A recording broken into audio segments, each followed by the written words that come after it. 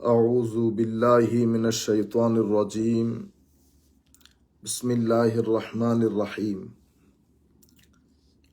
الحمد لله والصلاة والسلام على رسول الله وعلى آله وصحبه ومن والاه أما بعد فقد قال الله سبحانه وتعالى في القرآن الكريم بسم الله الرحمن الرحيم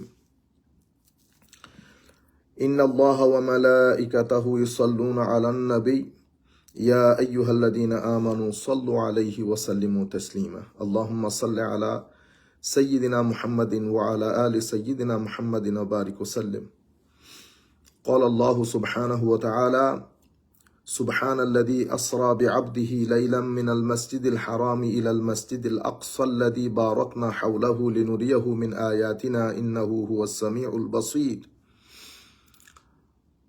وأيضا قال الله سبحانه وتعالى والنجم إذا هوى ما ضل صاحبكم وما غوى وما ينطق عن الهوى إن هو إلا وحي يوحى علمه شديد القوى صدق الله مولانا العظيم وصدق رسوله النبي الحبيب الكريم ونحن على ذلك لمن الشاهدين والشاكرين رب صل وسلم وبارك عليه সম্মানিত উপস্থিতি, আজকে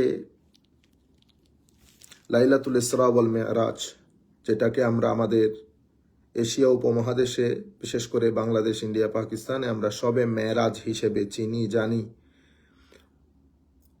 এই উপলক্ষে আমাদের যেই সিটিং অফ নলেজের প্ল্যাটফর্ম, সেই প্ল্যাটফর্মে আপনারা যারা আজকে আমাদের এই মজলিসে, এই পবিত্র মজলিসে একত্রিত হয়েছেন, একসাথে হয়েছেন এবং অনলাইনের মাধ্যমে দূর দূরান্ত থেকে যারা বসে শুনছেন, আমরা সকলের প্রতি আন্তরিক মোবারকবাদ, ধন্যবাদ এবং সশ্রদ্ধ সালাম জ্ঞাপন করছি। আসসালামু আলাইকুম ওয়া রাহমাতুল্লাহি তাআলা ওয়া বারাকাতুহু।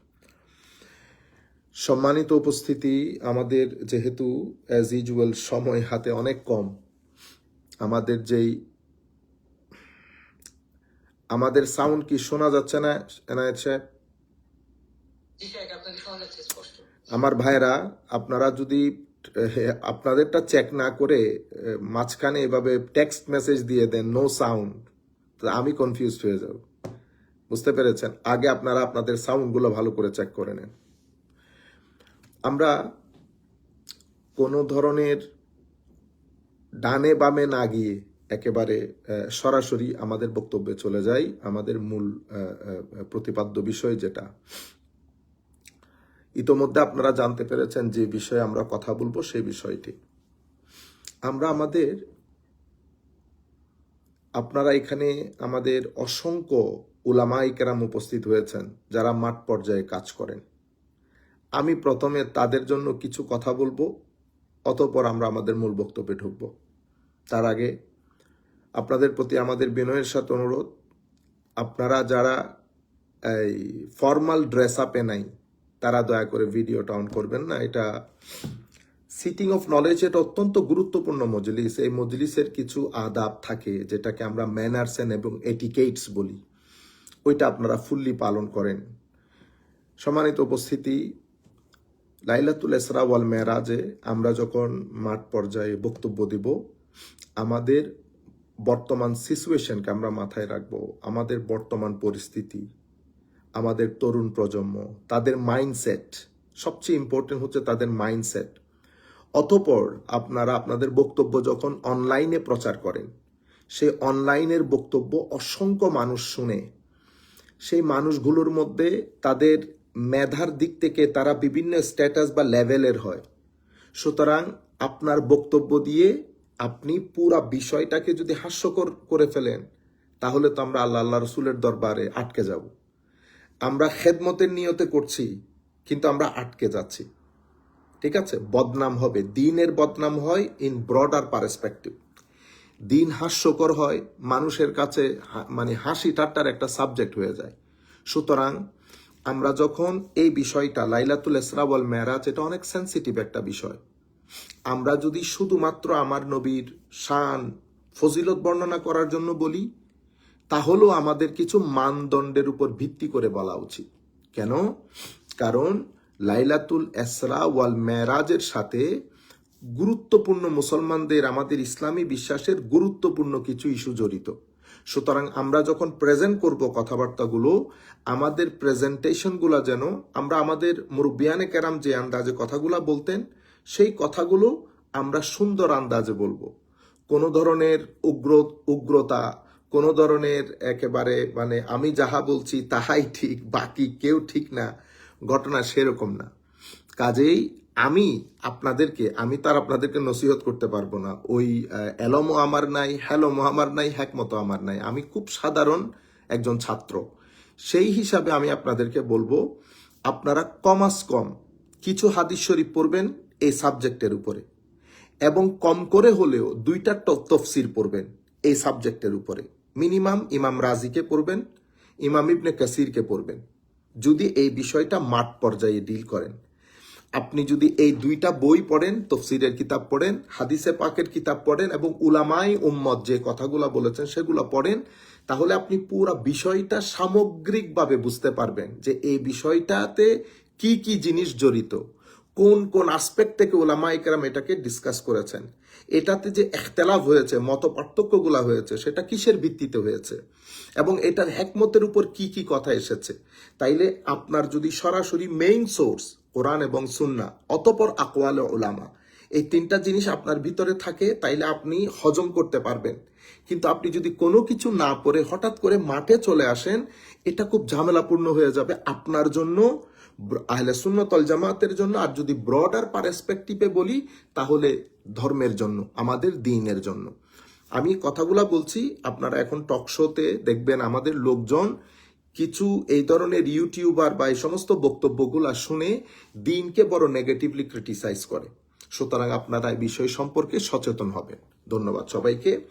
সম্মানিত উপস্থিতি, আল্লাহ রাব্বুল আলামিন আল্লাহর দ্বীন প্রচারের জন্য, প্রসারের জন্য অসংখ্য নবী রসুল পাঠিয়েছেন।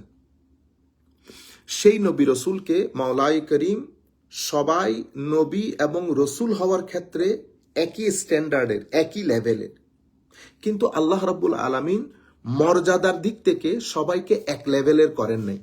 আল্লাহ রাব্বুল আলামিন এক একজনকে এক এক ধরনের মর্যাদা দান করেছেন, দারাজাত বলেছেন। আমরা যদি কোরআন শরীফের ওই আয়াতটা পড়ি, তিলকার রুসুলু ফাদ্দালনা বাদাহুম আলা বাদ মিনহুম মান কাল্লামাল্লাহ ওয়া রাফা'a বাদাহুম দারাজাত, তাইলে দারাজাত বলেছেন। হ্যাঁ, আল্লাহ রাব্বুল আলামিন এই আয়াতের আলোকে, আল্লাহর বর্ণিত এই আয়াতের আলোকে আমরা বলতে পারি যে আম্বিয়ায়ে কেরাম আল্লাহর পক্ষ থেকে যারা প্রেরিত হয়েছেন, তারা সবই এক ধরনের মর্যাদায় অভিষিক্ত না। তারা আল্লাহ রাব্বুল আলামিন তাদেরকে মর্যাদার ক্ষেত্রে ভিন্নতা দিয়েছেন।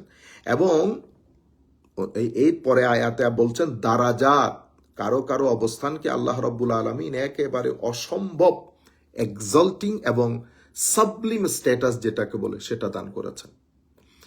মাওলাই করিম, এটা খুব গুরুত্বপূর্ণ একটা পয়েন্ট আমি আপনাদেরকে বলবো, বিশেষ করে উলামায়ে কেরাম যারা আছেন আমাদের বয়সী বা আমাদের চেয়ে কম বয়সী, এই জিনিসটা একটু যদি আমরা এটা বোধহয় আমি জানি না আমি আপনাদেরকে বোঝানোর মতো করে বলতে পারতেছি কিনা, কিন্তু আপনারা যার যার মেধা অনুযায়ী বুঝে নিলে আমার জন্য সহজ হবে। মাওলাই করিম যাকে যে স্ট্যাটাস দান করেছেন, সেই স্ট্যাটাস অনুযায়ী আল্লাহ মুজিজা নির্ধারণ করেছেন। মুজিজা মানে মাওলাই করিম এই নবীদের কামালাতের যে স্তর, নবীদের ফজিলতের যে স্তর, নবীদের স্ট্যাটাসের যে স্তর, সেই স্তর অনুযায়ী মাওলাই করিম ওনাদের মুজিজার হাইট নির্ধারণ করেছেন।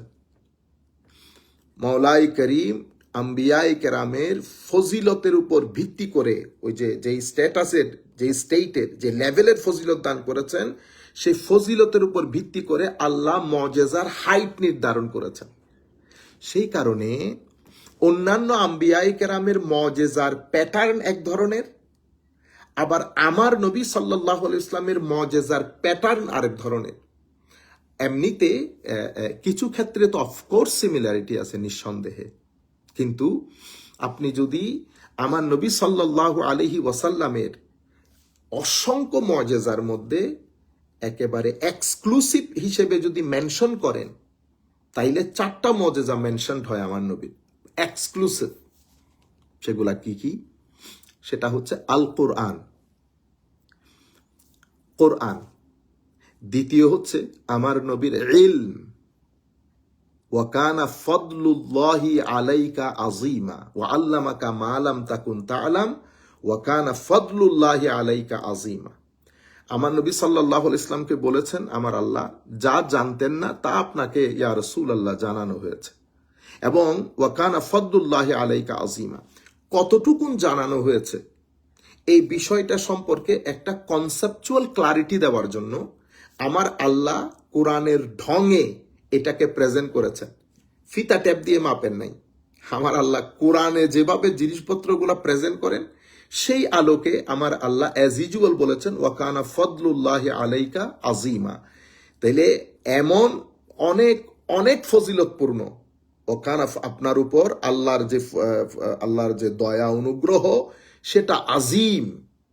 তাইলে আমার আল্লাহ আমার নবীর উপর তার যে ফজল দয়া অনুগ্রহ সেটাকে মহান বলেছেন, আজিম বলেছেন। ওয়া আল্লামাকা মা লাম তাকুন তা'লামের পরে আচ্ছা কোরআন, ইলম, এরপরে আমার নবীর আখলাক, আমার নবীর আখলাককেও আমার আল্লাহ আজিম বলেছেন।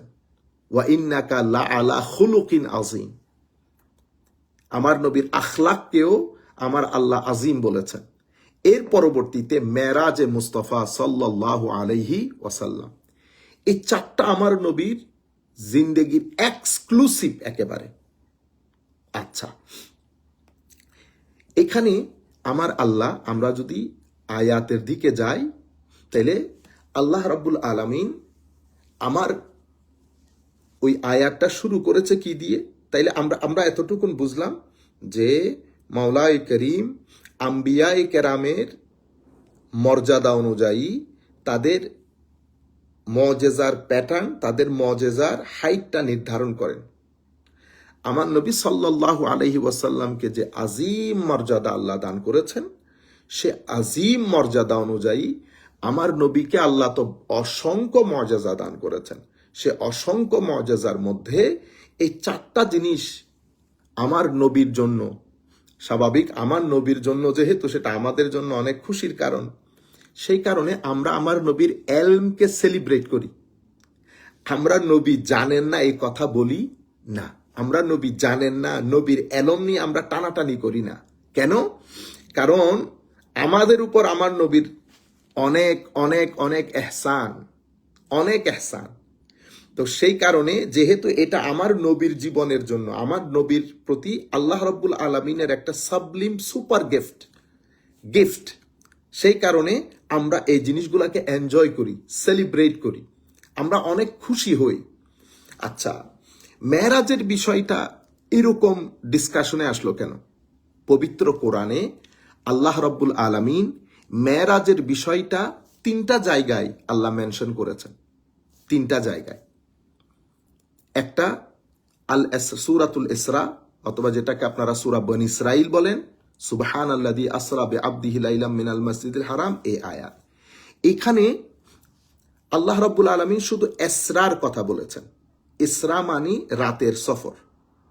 আয়াত থেকে আমরা বুঝতে পারছি, সুবহানাল্লাযী আসরা দিয়ে বুঝতে পারছি মসজিদে হারাম থেকে মসজিদে আকসা পর্যন্ত সফর, এই আয়াতের মধ্যে ডিসকাশন হয়।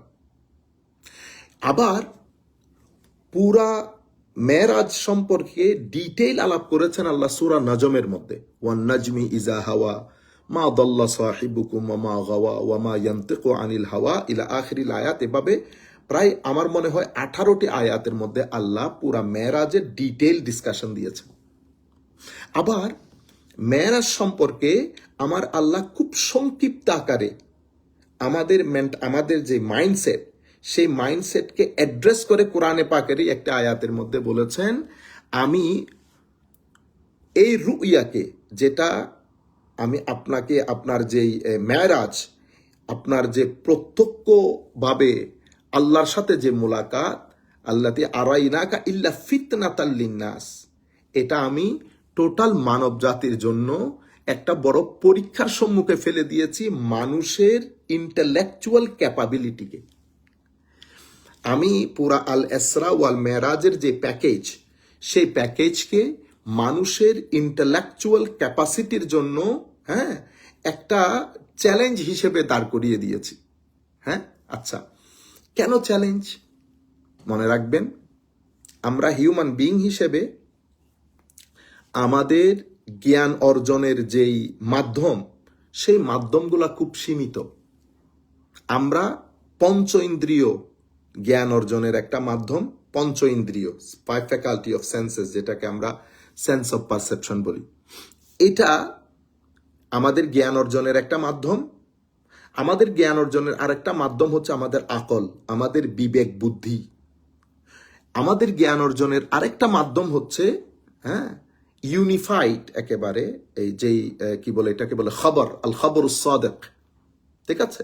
যেমন আমরা বর্তমানে আমেরিকা দেখছি, আগে তো আর আমেরিকা দেখি নাই কেউ, কিন্তু শতাব্দীর পর শতাব্দী মানুষ আমেরিকা নামক একটা রাষ্ট্র আছে সেটাকে বিশ্বাস করে। কিসের উপর ভিত্তি করে? সোনার উপর ভিত্তি করে। কেন? কারণ জেনারেশন টু জেনারেশন আমরা একই মেসেজ, হ্যাঁ, পরবর্তী সমাজের কাছে কনভে করছি। হোয়াইট হাউস কেউ দেখে নাই, কিন্তু মানুষ এটাকে বিশ্বাস করে। এখন মানুষ মিডিয়ার মাধ্যমে হয়তো দেখতে পাচ্ছে। এগুলাকে বলে আপনি নিউজ এবং ইনফরমেশনের মাধ্যমে জেনারেশন টু জেনারেশন আপনি যে মেসেজগুলা পান, আল খবরুস সাদিক, আল মুতাওয়াতির, হ্যাঁ, অর্থাৎ একই কথা বিভিন্ন অঞ্চলের মানুষ, একই কথা বিভিন্ন অঞ্চলের মানুষ, বিভিন্ন ভাষাভাষী, বিভিন্ন এলাকার, বিভিন্ন এথনিসিটির মানুষ একই ধরনের ইনফরমেশন দিয়ে যাচ্ছে। এরপরে হচ্ছে আমাদের সায়েন্টিফিক রিসার্চ। এগুলো হচ্ছে আমাদের জ্ঞান অর্জনের মাধ্যম। কিন্তু আমাদের যে আল ইসরা ওয়াল মেরাজ, এটা জ্ঞান অর্জনের এই চার মাধ্যমগুলাকে বিকল করে দিয়েছে। মানে জ্ঞান অর্জনের এই যে চারটি মাধ্যম, এই চারটা মাধ্যমকে বিকল করে দিয়েছে। মানুষের ব্রেইনের সামনে একটা চ্যালেঞ্জ হয়ে দাঁড়িয়েছে। মানুষ এটাকে গ্রহণ করতে হচ্ছে, কিন্তু তাদের জ্ঞান অর্জনের যে মাধ্যমগুলো আছে, সেই মাধ্যমগুলো তাদেরকে স্যাটিসফাই করতে পারছে না। কারণ কি? কারণ আমার নবী সাল্লাল্লাহু আলাইহি ওয়াসাল্লামের মেরাজের তিনটা ভাগ, টোটাল মেরাজের, আমি আমাদের এলাকায় অঞ্চলের মধ্যে আমরা যেভাবে সবে মেরাজ বলি সেই আলোকে আপনাদেরকে বলছি। মেরাজের তিনটা ভাগ করেছেন আমার আল্লাহ।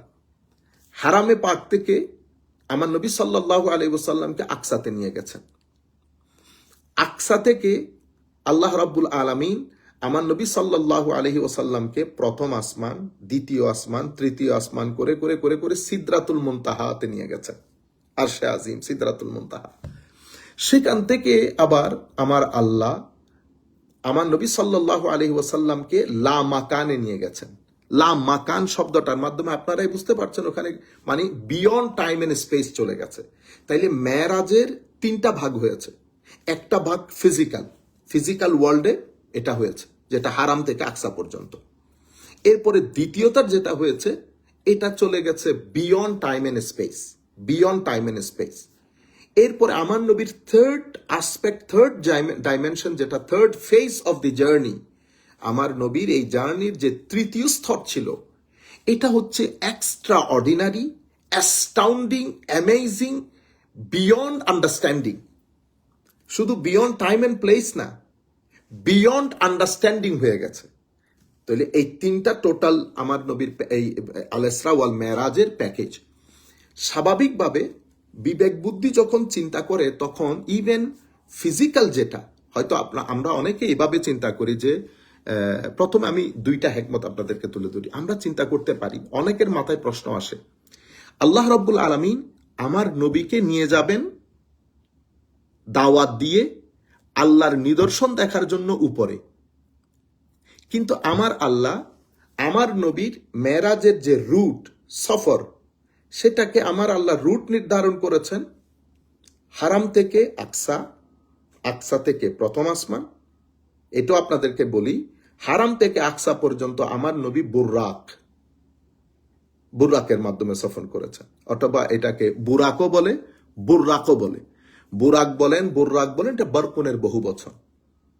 বুরাক বলা হয়, বার্ক বলা হয় একটা লাইটকে, আর যখন আমরা বলবো বুরাক বা বুর্রাক, এটা হচ্ছে মাল্টিপল লাইট। আপনারা জানেন লাইটের গতি বুঝেন। তা আমার নবী সাল্লাল্লাহু আলাইহি ওয়াসাল্লামকে এই যে আমরা ঘোড়ার আকৃতির, হ্যাঁ, ঘোড়ার আকৃতির একটা ছবি আমার নবীর বুরাক বলে বলে আমরা বিক্রি করি। আসলে জিনিসগুলা ওভাবে ঠিক না। আমার নবী ম্যাটাফোরিক্যালি আমাদেরকে বোঝানোর জন্য বাহন, আমার নবী একটা একটা কথা বলেছেন যে এটা মানে ইয়ার একটা নির্দিষ্ট মেটাফরিক্যালি বোঝার জন্য এটা একটা আকৃতি বলেছেন। আমি এখানে সেই আকৃতিতে যাচ্ছি না। তো আমরা আবার এটা অঙ্কন করে এটা নিয়ে বিজনেস করি, এগুলা করা উচিত না। আমাদেরকে বোঝানোর জন্য বলা হয়েছে মেইনলি। আমার নবী এই জন্য আপনি যখন বলবেন ঘোড়ার চেয়ে ছোট, ডঙ্কির চেয়ে একটু বড়, লার্জার দেন মিউল, ওকে, স্মলার দেন হর্স, আপনি যখন এই কথাগুলো মাঠ পর্যায়ে বলবেন, সাধারণ মানুষ এক ধরনের চিন্তা করবে, মাঠের মধ্যে কথাবার্তাগুলো ছড়িয়ে তো টকশোর মধ্যে আমাদের ভাইরা বলেন ওইটা নাকি ঘোড়ার মতো ছিল, ওইটা, এখন উনি তো বার্ক শব্দের সাথে পরিচিত না, এই জন্য কথাগুলো খুব সেন্সিটিভ, খুব সাবধানে আপনারা বিষয়গুলো প্রেজেন্ট করবেন। তো আমার নবীর জন্য স্পেশাল একটা ডিভাইন লাইটের বাহন নিয়ে জিবরিল আমিন এসেছেন, খুদ যেহেতু জিবরিল আমিন লাইটের। আচ্ছা, আমার নবী সাল্লাল্লাহু আলাইহি ওয়াসাল্লামের বাহনের ব্যাপারে যদি বলি, হারাম থেকে আকসা পর্যন্ত আমার নবী সাল্লাল্লাহু আলাইহি ইসলাম বুরাকের মাধ্যমে সফর করেছেন। অতঃপর আকসা থেকে আমার নবী প্রথম আসমান স্পেশাল একটা লাডার, যেটাকে আমরা আমাদের পরিভাষায় কি বলে, হাপটা বলি বোধহয়, হ্যাঁ, লাডার, এটা স্পেশাল ডিভাইন লাইটের একটা লাডার ব্যবহার করেছেন আমার নবী।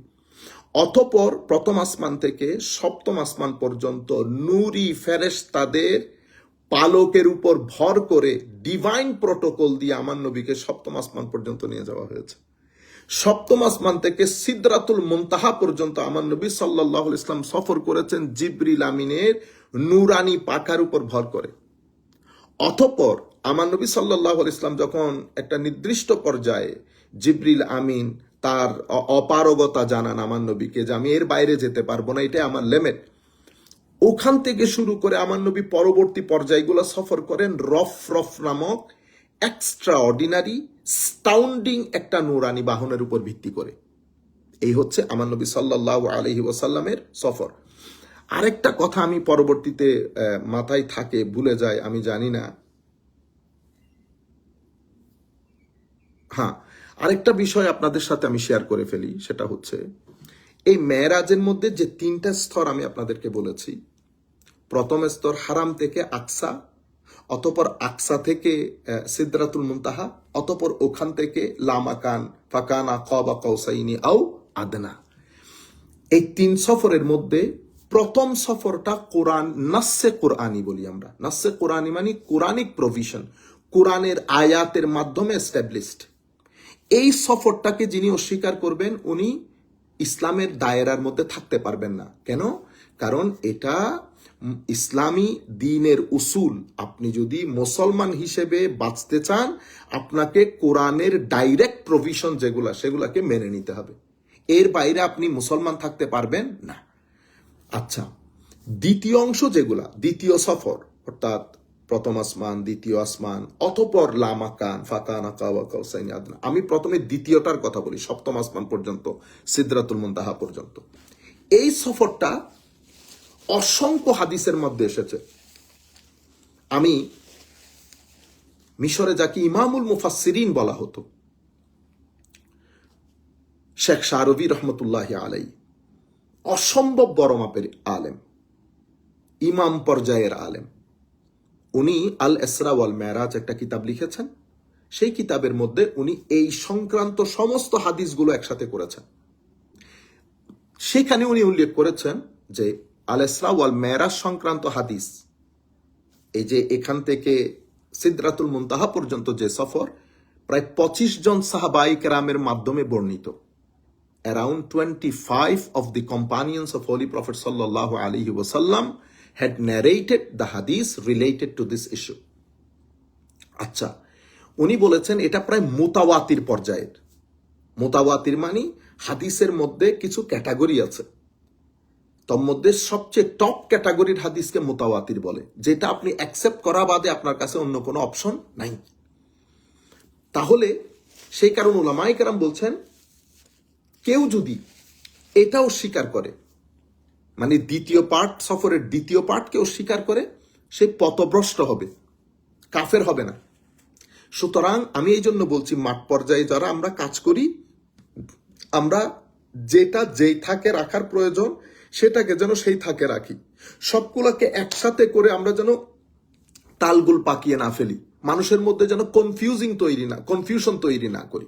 আচ্ছা, এর পরবর্তীতে সফরের যে তৃতীয় ভাগ, যে ভাগের মধ্যে মাওলাই করিমের সাথে আল্লাহ রাব্বুল আলামিনের সাথে আমার নবীর মুলাকাত, ঠিক আছে, এই মুলাকাতের অংশটুকু হাদিসে পাকের মধ্যে এসেছে, কিন্তু বর্ণনা সূত্রগুলো ওই ধরনের স্ট্রং না যেই ধরনের স্ট্রং হাদিসে পাকে সিদরাতুল মুনতাহা মানে দ্বিতীয় সফরের পর্যন্ত যেই হাদিসের যেই গ্রিপ এবং সনদ ওই পর্যায়ের না।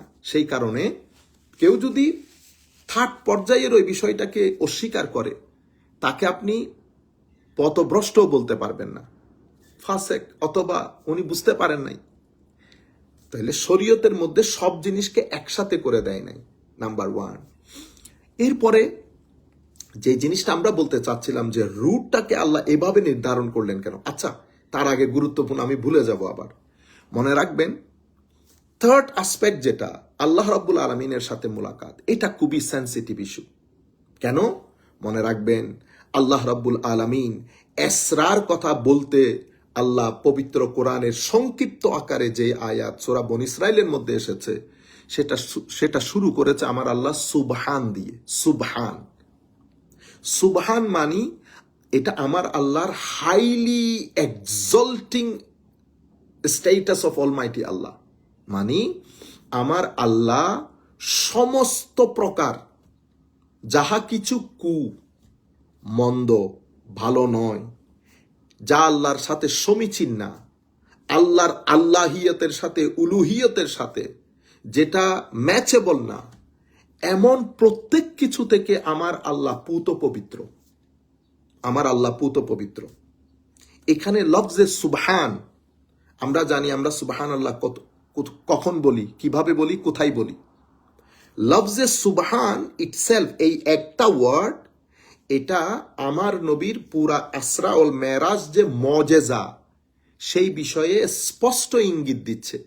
সুবহান শব্দটি আমার আল্লাহ এটা ইউজ করে ইসরা ওয়াল মেরাজ যে আমার নবীর একটা অ্যামেজিং মজেজা, সেই দিকে ইঙ্গিত করেছেন। এবং সুবহান দিয়ে আমার আল্লাহ সবকিছু থেকে পবিত্র বলতে কিরকম আপনারা জানেন, মুসলিম সমাজের মধ্যে আল্লাহ রাব্বুল আলামিনের সত্তা নিয়ে তিনটা কনসেপ্ট বিদ্যমান। সুতরাং মাঠ পর্যায়ে এগুলা বলতে গেলে অনেক সাবধান।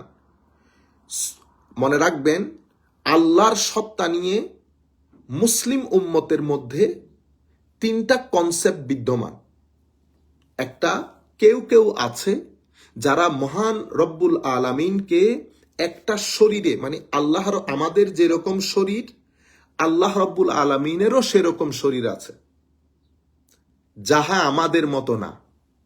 শরীর আছে, যদি বলতো আমাদের মতো শরীর, তাইলে কাফের হয়ে যেত। আল্লাহ রব্বুল আলামিনের শরীর আছে। আমি আরো কি পর্যায়ের কথা বলেছে সেটা এখানে উল্লেখ করছে না, যেহেতু আমরা সাধারণ মজলিসে কথা বলছি, কিছু কথা আমাদের জবান দিয়েও আসে না।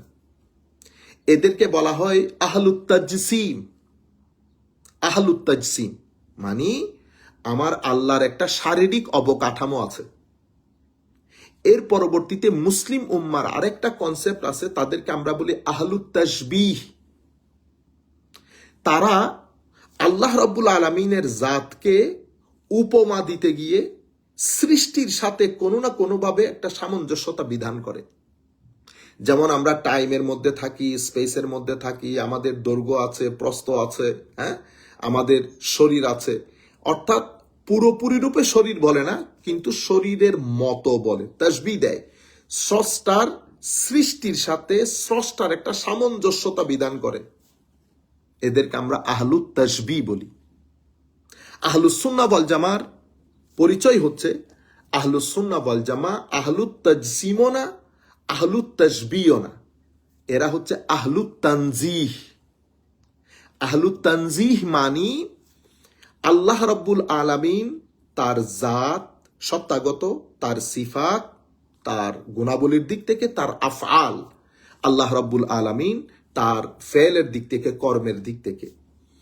মাওলাই করিম স্রষ্টার সৃষ্টির সাথে সকল দিক থেকে আল্লাহর কোনো মত নাই, তার কোনো শুরু নাই, তার কোনো শেষ নাই, তার কোনো মত নাই। মত বলতে মানুষের চিন্তা চেতনার মধ্যে যত ধরনের মত আছে, দৈর্ঘ্যের দিক দিয়ে, প্রস্থের দিক দিয়ে, আকৃতির দিক দিয়ে, প্রকৃতির দিক দিয়ে যত ধরনের মত আছে, সকল মত থেকে আমার আল্লাহ পুত পবিত্র। লাইসা কামিসলিহি শাই ওয়া হুয়াস সামিউল বাসীর। এটা হচ্ছে আমাদের ফান্ডামেন্টাল বেসিক প্রিন্সিপাল আয়াত, যে আয়াতের মধ্যে আল্লাহ রাব্বুল আলামিন মিছিল শব্দটা ব্যবহার করে। আপনারা যদি আল মুফরাদাত ইমাম রাগেব আল আসফাহানি এই কিতাবের মধ্যে মিছিল শব্দটার অর্থ কি পড়েন, তাইলে আপনারা দেখবেন মিছিল শব্দের মধ্যে, মাদ্রাসায় যারা পড়েন তারা বুঝবেন, জিদ্দুন, নিদ্দুন, সমস্ত শব্দগুলো, শিবহুন, সমস্ত শব্দগুলো মিছিলের মধ্যে ইনক্লুডেড। সুতরাং আমার আল্লাহ লাইসা কামিসলিহি বলে সমস্ত প্রকার তাসবিহ তাজসিমকে আমার আল্লাহ নিগেট করে দিয়েছেন। কিন্তু আপনি যদি থার্ড পার্টের মধ্যে আমার আল্লাহ, আমার নবী, আমার আল্লাহর সাথে মুলাকাত করেছেন, এটা সাধারণ মজলিসের মধ্যে জিকির করেন, তো সাধারণ মানুষ ডেফিনেটলি আমার আল্লাহ নিচে আসেন, উপরে উঠেন, আল্লাহর একটা অবস্থান আছে, এই সম্পর্কে তাদের আকীদা আপনি না বললেও মার্চ করবে। আপনারা বলেন দেখি, আমার নবী সাল্লাল্লাহু আলাইহি ওয়াসাল্লাম মেরাজের সময় আমার উরুজ হয়েছে, উপরে ঊর্ধ্বগমন, আসেনশন বলি, নাইট অফ আসেনশন, আমার নবীর ঊর্ধ্বগমন। তাইলে আমার আল্লাহ আমার নবীকে উর্দে নিয়ে গেছেন, মোলাকাত করেছেন। তার মানে তো আমাদের মধ্যে অনেক ভাই আছে যারা আমার নবী আল্লাহকে দেখেছেন, এটা ওনারা এই জায়গার মধ্যে বিশ্বাস করে না। ওনারা মনে করেন আমার নবী মেরাজের রজনীতে জিবরিল আমিনকে তার মূল আকৃতিতে দেখেছেন। বুঝতে পেরেছেন? এটা বলেন। কিন্তু আমরা আহলুস সুন্নাহ ওয়াল জামা এবং উম্মতে মুসলিমার সংখ্যাগরিষ্ঠ লোক, ওনাদের আকীদা হচ্ছে না, আল্লাহ রসুল আল্লাহকে দেখেছেন। কিন্তু এখানে এগুলা নিয়ে আপনারা সমাজের মধ্যে হেট্রেড তৈরি করবেন না। আপনি আপনার বক্তব্যটা কারো পক্ষ, মানে কাউকে নেগেটিভলি হিট না করে মহব্বতের সাথে, কারণ এটা মহব্বতের বিষয়, মহব্বতের সাথে তুলে ধরবেন। আর কথা বলার সময় সাবধানতা অবলম্বন করবেন। তখন আমাদের ভাইরা জিজ্ঞেস করে, আল্লাহ রসুল যেহেতু উর্দে উঠে আল্লাহকে দেখেছেন, তাইলে কি আল্লাহ উর্দে আছেন? এই প্রশ্ন আসে না? আপনি আচ্ছা, যেহেতু আমার নবী আমার আল্লাহকে দেখেছেন একটা নির্দিষ্ট জায়গায় গিয়ে, যদিও সেখানে জায়গা বলা আমি আপনাদের আন্ডারস্ট্যান্ডিং, আমাদের আন্ডারস্ট্যান্ডিং এর জন্য বলছি, সেটা টাইম এন্ড স্পেসের ঊর্ধ্বে। তো আমরা যখন সাধারণ মজলিসের মধ্যে কথাগুলো বলবো, খুব সেন্সিটিভ। আধুনিক মাইন্ড, চিন্তা চেতনার মধ্যে অনেক ধরনের প্রশ্ন চলে আসে, তারা কনফিউশনে পড়ে যায়। সুতরাং আপনাদের প্রতি বিনয়ের সাথে অনুরোধ, আপনারা আল্লাহ রাব্বুল আলামিনের তানজিহ, সুবহান দিয়ে আমার আল্লাহ এই কারণে শুরু করেছেন।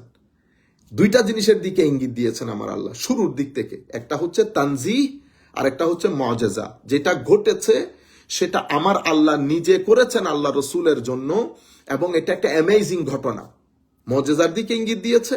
আবার আমার নবী সাল্লাল্লাহু আলাইহি ওয়াসাল্লাম, আমার আল্লাহ সুবহান শব্দটা ইউজ করে আল্লাহ যে মুনাজ্জাহুন আন কুল্লি শাই, সবকিছু থেকে আমার আল্লাহ পুত পবিত্র, সেটা পরিপূর্ণরূপে এস্টাবলিশ করেছেন। সুতরাং আপনারা এই জিনিসটা মাথায় রাখবেন যে যখন আমরা বলবো, তখন আপনি কোন তাজসিম, যারা আহলুত তাজসিম, আল্লাহর জন্য শরীর নির্ধারণ করে, আপনি কোন আবার তাদের দিকে ইঙ্গিত করে দিচ্ছেন কিনা, অথবা আহলুত তাসবির দিকে ইঙ্গিত করে দিচ্ছেন কিনা। আমি বলবো, আমার নবীকে আমার আল্লাহর সৃষ্টি দেখানোর জন্য নিয়ে গেছেন। হ্যাঁ, সেখানে আমার নবী আল্লাহ রাব্বুল আলামিনকে দেখেছেন, সেখানে আমার নবী আল্লাহ রাব্বুল আলামিনকে দেখেছেন। এরপরে কিভাবে দেখেছেন, কি হয়েছে, ডিটেইল সাধারণ মজলিসে আলাপযোগ্য না। এটা হাইলি ইন্টেলেকচুয়াল উলামায়ে কেরাম যখন বসবেন, সেই উলামায়ে কেরামের মজলিসে জিনিসগুলো ডিসকাশন, এতটুকুন পর্যন্ত সাধারণ মানুষের জন্য যথেষ্ট। এর বাইরে বলতে গেলে ওই যে লেবু আপনি চাপতে গেলে টকের পরিবর্তে তিতা বের হয়, এটা তিতা বের হবে। আচ্ছা, তাইলে এই তিনটা জায়গার ইনকারের হুকুমও 3 ধরনের। আচ্ছা, এখন প্রশ্ন হচ্ছে রুটটা এই ধরনের নির্ধারণ করা হলো কেন? আমার আল্লাহ যখন রুট নির্ধারণ করেছেন, তো রুটগুলা নির্ধারণ করেছেন এইভাবে, একটা ফিজিক্যাল ওয়ার্ল্ডে আর একটা মেটাফিজিক্যাল ওয়ার্ল্ডে। ফিজিক্যাল ওয়ার্ল্ডেরটা কিভাবে করেছেন? হারাম থেকে আকসা পর্যন্ত করেছেন। মেটাফিজিক্যাল ওয়ার্ল্ডটাকে আবার 2 পার্ট করে, প্রথম আসমান থেকে সপ্তম আসমান, অতঃপর সিদরাতুল মুনতাহা, এরপরে লামাকান। প্রশ্ন হচ্ছে এই ধরনের রুট নির্ধারণ করলেন কেন? সম্মানিত উপস্থিতি, উলামায়ে কেরাম অনেক ধরনের হিকমত বর্ণনা করেছেন। একটা হিকমত আমার কাছে চমৎকার লেগেছে, সেটা আমি আপনাদের সাথে শেয়ার করব। ওইটা আমার মাইন্ডকে বড় হিট করেছে। দেখেন, যদি আমার আল্লাহ ফিজিক্যাল পার্টের, যখন আমার নবী সাল্লাল্লাহু আলাইহি ওয়াসাল্লাম মেরাজের বর্ণনা দিচ্ছেন, মক্কার কুরাইশরা একসাথে হয়ে গেছে, যদি আমার নবী শুধুমাত্র সেকেন্ড পার্টটা বলতেন, মেটাফিজিক্যাল পার্টটা বলতেন, তাইলে এটা তাদের জন্য চ্যালেঞ্জিং হতো না, কারণ মেটাফিজিক্যাল পার্টটা চেক করার কোনো তো সুযোগ নাই। আদৌ মেরাজ হয়েছে কিনা শুধু মেটাফিজিক্যাল পার্ট দিয়ে তারা বুঝবে না, কারণ মেটাফিজিক্যাল পার্টটা আপনার জ্ঞান অর্জনের যে মাধ্যম, সেই মাধ্যমের অনেক বাইরে, out of sense of perception, out of your intellectual level, brain, সবকিছু থেকে উঠে, এটা তো আপনি চেক করতে পারতেছেন না। ঠিক আছে? তো এই কারণে আমার আল্লাহ এসরাকে দলিল হিসেবে ব্যবহার করেছেন মেরাজের। এসরা কোনটা? সেটা হচ্ছে ফিজিক্যাল ওয়ার্ল্ডের যে সফরটা, অর্থাৎ হারাম থেকে আকসা পর্যন্ত।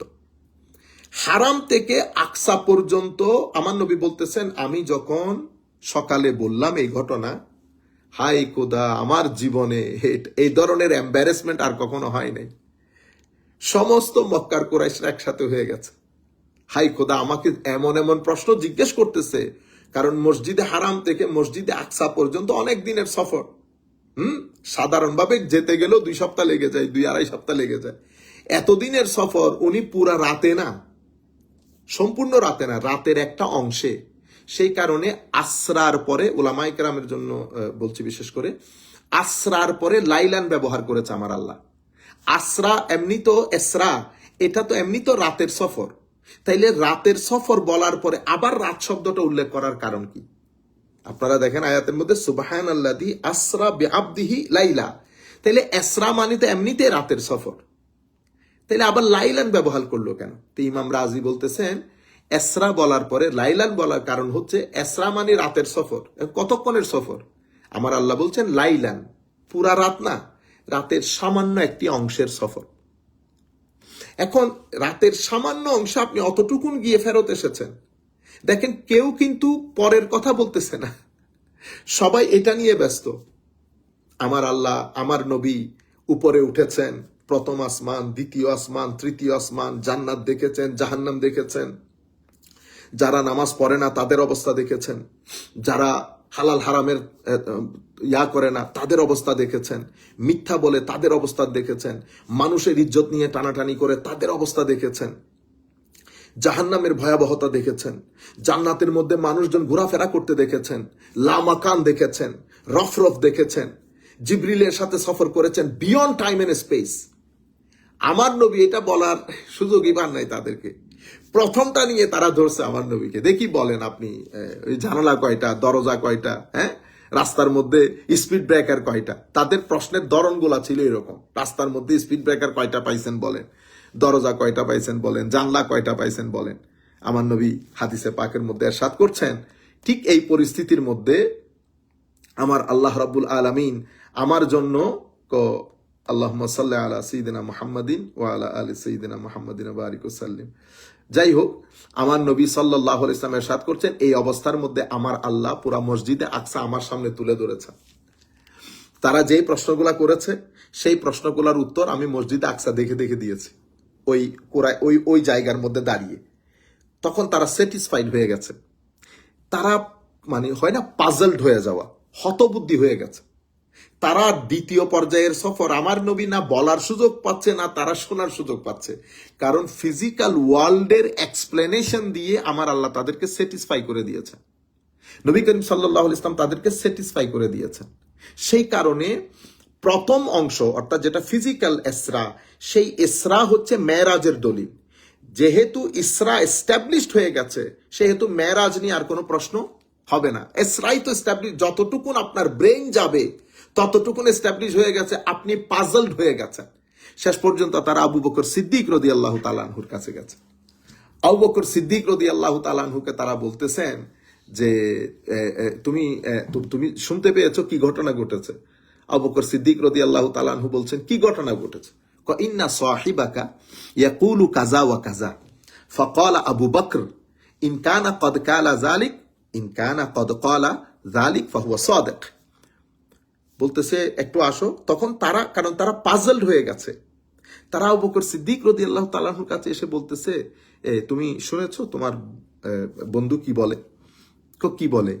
সে নাকি পুরা ঘটনা বলেছে। হযরতে আবু বকর সিদ্দিক রাদিয়াল্লাহু তাআলা আনহু ডিভোশন, ইমোশন, সাবমিশন কোন পর্যায়ের ছিল আপনি দেখেন। উনি বলছেন, যদি উনি এই কথা বলে থাকেন, মানে আমার নবী সাল্লাল্লাহু আলাইহি ওয়াসাল্লাম যদি এই কথা বলে থাকেন, এটা আপনারা জানেন, আমার নবী হক বলেছেন। তখন তারা জিজ্ঞেস করলো যে আপনি কোনো ধরনের তফসিল শোনা ছাড়া, আপনি কোনো ধরনের শোনা ছাড়া আপনি এক কথাই বলে দিচ্ছেন সত্য বলেছেন? তখন আবু বকর সিদ্দিক রাদিয়াল্লাহু তাআলা উত্তর দিলেন, আমি ওনার বলাতে না দেখে আল্লাহকেও বিশ্বাস করেছি, কবরকেও বিশ্বাস করেছি, কিয়ামতকে তুমি বলতেছো মসজিদে আকসাতে গেছে, আমি এর চেয়ে বড় জিনিস বিশ্বাস করেছি শুধু ওনার কথাতে না দেখে, শুধু ওনার কথাতে না দেখে বিশ্বাস করেছি। অতঃপর আবু বকর সিদ্দিক রাদিয়াল্লাহু তাআলা আনহু আমার নবীর দরবারে গেলেন। আমার নবী মেরাজের কথাগুলা বলতেছেন তফসিল সহকারে, তাফসিল সহকারে। আহা, আমার নবী যখনই বলেন, আবু বকর সিদ্দিক বলতেছেন, ইয়া রাসূলুল্লাহ, আপনি সত্য বলতেছেন, হাবিব আপনি সত্য বলতেছেন। হ্যাঁ, আশহাদু আন্নাকা রাসূলুল্লাহি হাক্কা, আশহাদু আন্নাকা রাসূলুল্লাহি হাক্কা। হাবিব, আমি ঘোষণা দিচ্ছি, সাক্ষী দিচ্ছি, আপনি আল্লাহর রসুল নিঃসংকোচিত্তে। তখন আমার নবীও মহব্বতের জোয়ারে ভেসে সেদিন সেই বিশ্ববিখ্যাত অ্যানাউন্সমেন্ট, ইউনিভার্সাল অ্যানাউন্সমেন্ট আমার নবীর মাধ্যমে এসেছে, ফাকাল আলাহুর রাসূল সাল্লাল্লাহু আলাইহি ওয়াসাল্লাম আনা আশহাদু আন্নাকা সিদ্দিক হাক্কা। আবু বকর, আমিও ঘোষণা করছি, তুমিও নিঃসংকোচিত্তে, নিঃসন্দেহে সিদ্দিকের মর্যাদায় পর্যবসিত, সিদ্দিকের মর্যাদায় অধিষ্ঠিত এই মেরাজের মাধ্যমে। যাই হোক, আমি আপনাদেরকে এই যে এই কারণে রুটটা এইভাবে নির্ধারণ করা হয়েছে, আমি আপনাদেরকে দুইটা এক্সাম্পল দিলে আপনারা বুঝতে পারবেন। যেমন লা ইলাহা ইল্লাল্লাহ মুহাম্মাদুর রাসূলুল্লাহ সাল্লাল্লাহু আলাইহি ওয়াসাল্লাম, লা ইলাহা ইল্লাল্লাহ, এটা লাইসা কামিসলিহি শাই, কারো মতো না, আপনি চিন্তাও করতে পারবেন না, না ধরতে পারবেন না, ছুতে পারবেন। উনি কোনো টাইমে, কোনো জায়গার মধ্যে থাকে না, কোনো সময়ের মধ্যে থাকে না, ওনার কোনো শুরু নাই, শেষ নাই। উনি আমাদের ব্রেইন, আকল, মানে সবকিছু থেকে পুত পবিত্র আমার আল্লাহ। আপনি চেক করার কোনো সুযোগ আছে? আপনি বলতে পারবেন একটু আমেরিকার মধ্যে গিয়ে দেখে আসি আমার আল্লাহ দেখতে কেমন, অথবা অ্যামাজন জঙ্গলে যাব, দেখি ওখান থেকে কোনো দেখা যায় কিনা। No, beyond your understanding, beyond your comprehension, লাইসা কামিসলিহি শাই ওয়া হুয়া সামিউল বাসীর। তাইলে লা ইলাহা ইল্লাল্লাহ, লা ইলাহা ইল্লাল্লাহ দলিল কি? দলিল হচ্ছে মুহাম্মাদুর রাসূলুল্লাহ সাল্লাল্লাহু আলাইহি ওয়াসাল্লাম। তাইলে লা ইলাহা ইল্লাল্লাহ মেটাফিজিক্যাল, মুহাম্মাদুর রাসূলুল্লাহ ফিজিক্যাল। 40 বছর পর্যন্ত আমার নবী মক্কার আনাচে কানাচে, রোড রলি গলিতে ঘোরাফেরা করছে। অতঃপর আমার নবী নবুয়তের বহিঃপ্রকাশ করেছেন। 13 বছর মক্কা শরীফে থেকেছেন, 10 বছর মদিনা শরীফে থেকেছেন। এই টোটাল জিন্দেগি লা ইলাহা ইল্লাল্লাহর এক কিরকম দলিল? আমার আল্লাহ বলছেন যেন তেন দলিল না, বুরহানুম মির রব্বিকুম। বুরহানুম মির রব্বিকুম মানি লা ইলাহা ইল্লাল্লাহর এই পৃথিবীতে সবচেয়ে উৎকৃষ্ট দলিল হচ্ছে মুহাম্মাদুর রাসূলুল্লাহ সাল্লাল্লাহু আলাইহি ওয়াসাল্লাম। আমার নবী মুহাম্মাদুর রাসূলুল্লাহ হচ্ছেন লা ইলাহা ইল্লাল্লাহর এই পৃথিবীতে মানুষের সেন্স যতটুকুন যায়, যতটুকুন মানুষ জানতে পারে, সবচেয়ে উত্তম দলিল হচ্ছে মুহাম্মাদুর রাসূলুল্লাহ। আপনি আল্লাহ কি, আল্লাহ কেমন, ওইটা না, আগে আমার নবীর দিকে তাকান, আমার নবীর আনিত বিধানের দিকে তাকান। সেই কারণে এত অসাধারণ দলিল হওয়ার কারণে আউকাদুল আদিল্লা বলে যে এমন দলিল আনকন্ট্রোভার্টিবল আর্গুমেন্ট, এমন দলিল যেটা রদ করার কোনো সুযোগ নাই। আপনি আমার নবীর সাথে বসলে আপনি আল্লাহ মেনে নিতে হবে, আপনার কাছে অন্য কোনো অপশন নাই।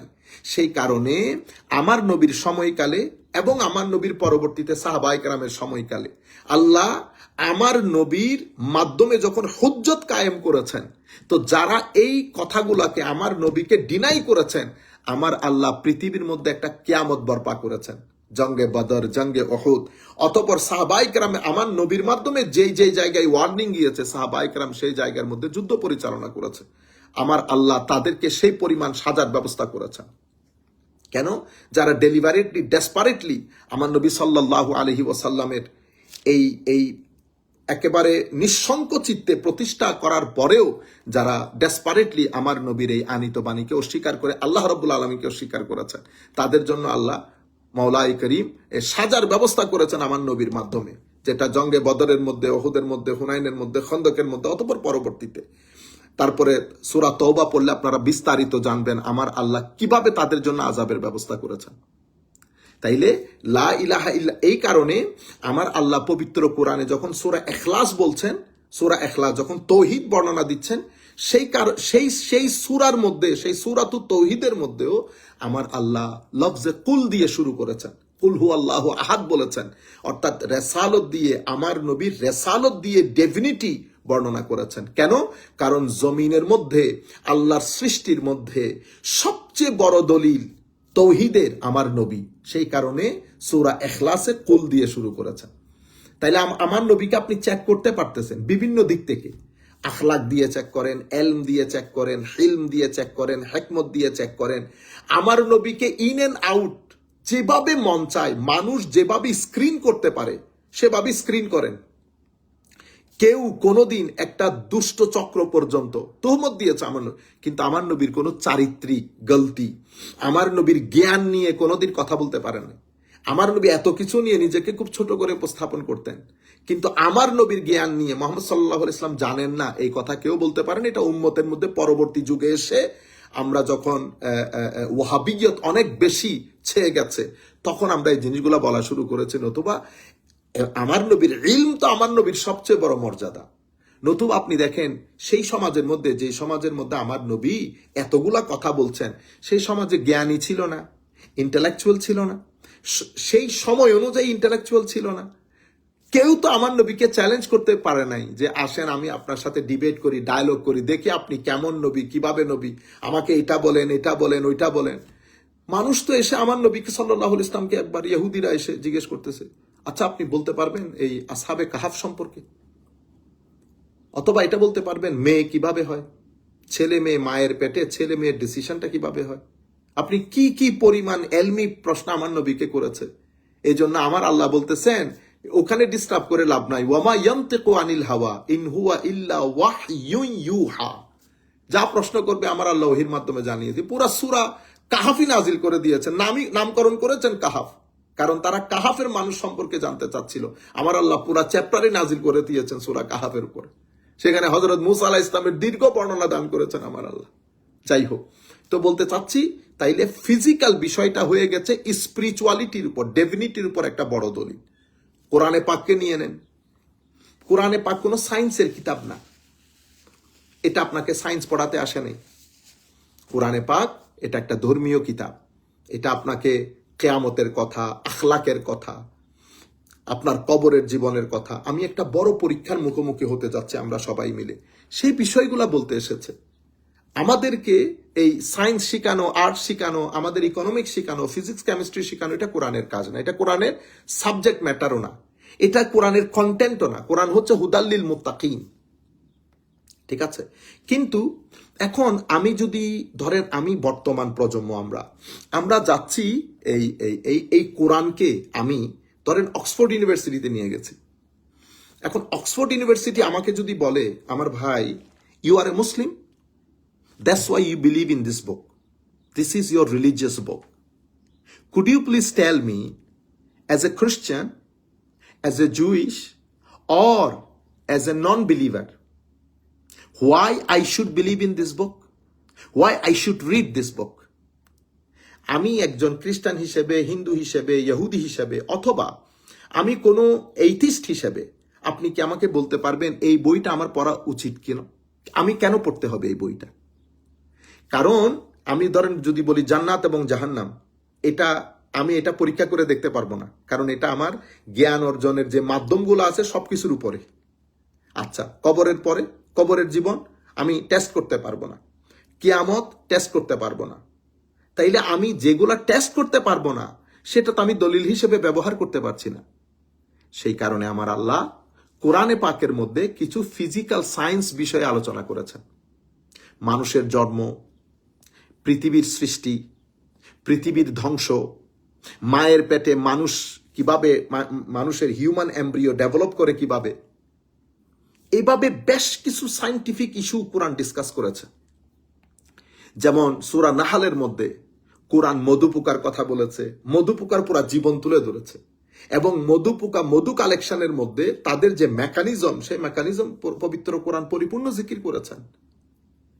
এখন এগুলা যখন আমি তাকে বলবো, এখন এগুলা যখন আপনি যে কোনো মানুষকে প্রেজেন্ট করবেন, সে এগুলা পড়ে অবাক হবে। তার প্রশ্ন থাকবে যে এইগুলা কোরআনে আসলো কিভাবে?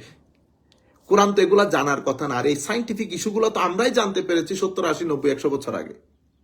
বুঝতে পেরেছেন? তাহলে কোরআনের মধ্যে আমার আল্লাহ, যদিও এটা মেটাফিজিক্যাল বুক, এটা আমাদেরকে ওই যে আমাদের পৃথিবীর জীবন যাপনের নীতি কিভাবে করব, পলিটিক্স, সায়েন্স, আর্টস, কমার্স, এগুলো শেখানোর জন্য কোরআন আসে নাই।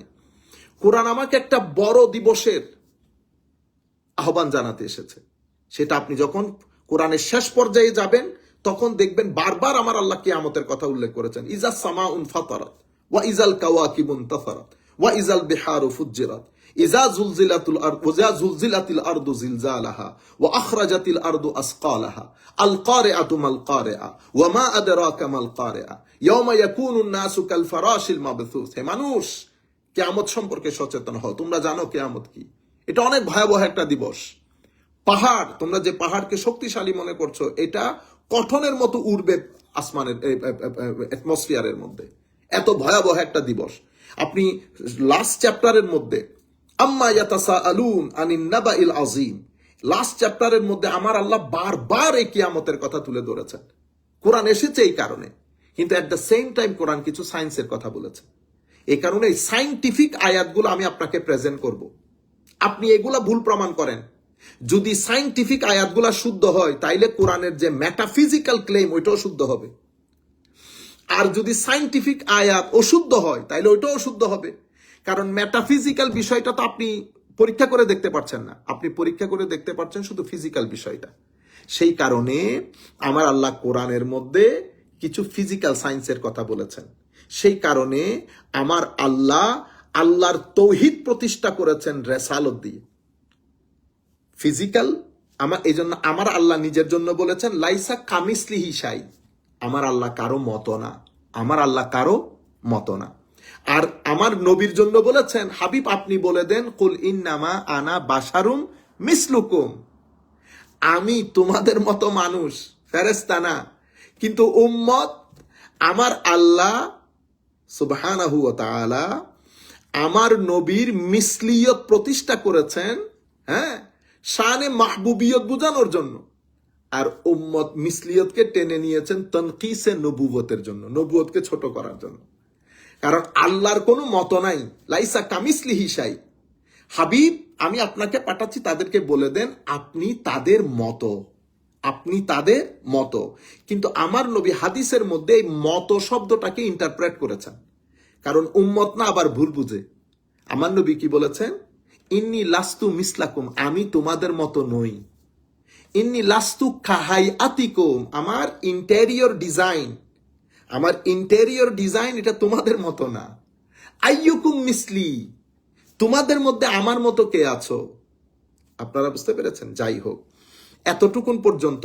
এরপরে আমরা পরবর্তী নেক্সট আরেকটা ইস্যুর উপর কথা বলি। হিকমত কি? মেরাজের পেছনে এটা কি কারণে করেছেন আমার আল্লাহ সুবহানাহু ওয়া তাআলা? মানব সৃষ্টির শুরু থেকে আমার নবী সাল্লাল্লাহু আলাইহি ওয়াসাল্লাম অতঃপর আজকের দিন পর্যন্ত প্রত্যেকের ভিতরে কিন্তু একটা জিনিস, ফিলোসোফার বলেন, সায়েন্টিস্ট বলেন, প্রত্যেকে ওই মহাসত্যকে জানতে চেয়েছে। কি সেই মহাশক্তি? সবকিছুর পেছনে যিনি কার্যকর, সবকিছু যার ইশারায় হয়। প্রত্যেকের মনে, হযরত ইব্রাহিম আলাইহিস সালাম তো বলেই ফেলেছেন, রব্বি আরিনি কাইফা তুহিল মাউতা, মাওলা অন্তত মৃতকে জীবিত কিভাবে করেন ওইটা হলেও তো দেখান। হায় হায় হায়। মুসা আলাইহিস সালাম আল্লাহর সাথে কালাম করার পরে বলেই ফেলেছেন, রব্বি আরিনি, আল্লাহ একটু দেখতে পারি। হায় হায়। তো এই বিষয়গুলো প্রত্যেকের ভিতরে জাগ্রত ছিল। স্রষ্টার সৃষ্টির মধ্যে সকলের পক্ষ থেকে দেখার এই বিষয়টার ফজিলত আল্লাহ আমার নবীকে দান করেছেন।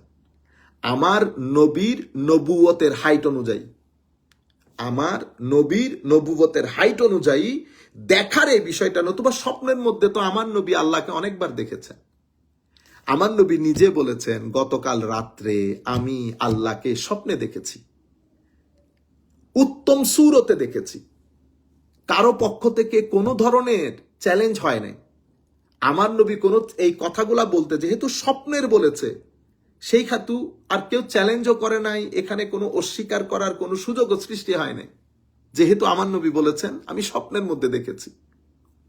যাই হোক, হিকমত কি হতে পারে? মনে রাখবেন, আমাদের এখানে আমি আবারও আমাদের যারা উলামায়ে কেরাম মাঠ পর্যায়ে কাজ করেন, এটা আপনারা একটু খেয়াল করবেন প্লিজ। আমাদের এখানে আলেম মেইনলি দুই ধরনের। এক ধরনের আলেমকে আমরা বলি আহলুল ইলমে ওয়াল মাহাব্বা, অর্থাৎ ওনারা আলেম এবং বড়, আল্লাহ রাব্বুল আলামিন তাদেরকে এশকে ইলাহি দিয়ে ভরপুর করে দিয়েছেন। ওয়াল্লাযীনা আমানু আশাদ্দু হুব্বাল লিল্লাহ, যারা সত্যিকার অর্থে মুমিন, তারা আল্লাহ রাব্বুল আলামিনকে অনেক অনেক অনেক অনেক বেশি মহব্বত করেন। এই মহব্বত আবার সকলের নসিব হয় না।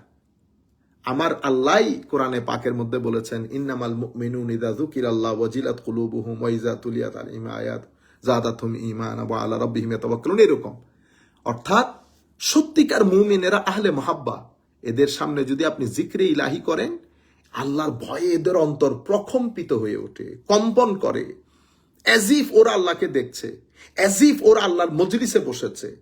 এদের ভিতর থেকে অন্তর বের হয়ে আসতে চায় আল্লাহ ভীত সন্ত্রস্ত হয়ে।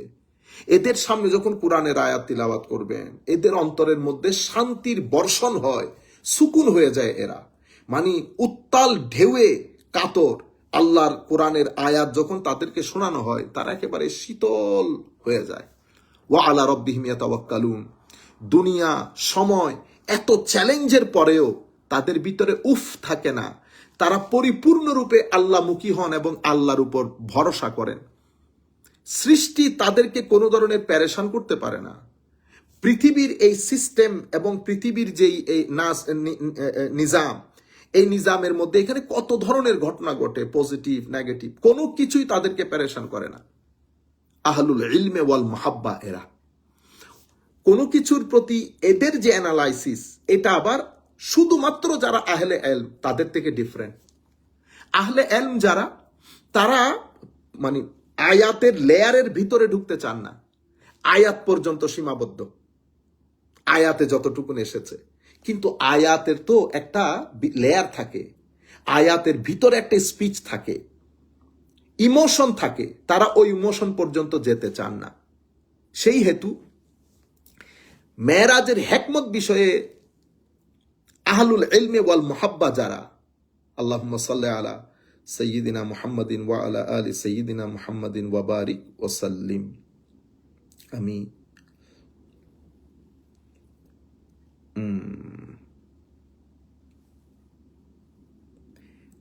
আচ্ছা আচ্ছা, আহলুল ইলমে ওয়াল মুহাব্বা যারা, তাদের দৃষ্টিকোণ হচ্ছে আমার নবীকে আল্লাহ রাব্বুল আলামিন কুল কায়নাতের মালিক বানিয়েছেন। খালেক স্রষ্টা আমার আল্লাহ, এটা আমরা সবাই জানি। আমার নবীকে মালিক বানিয়েছেন। ইন্না আতাইনা কাল কাউসার করেছেন।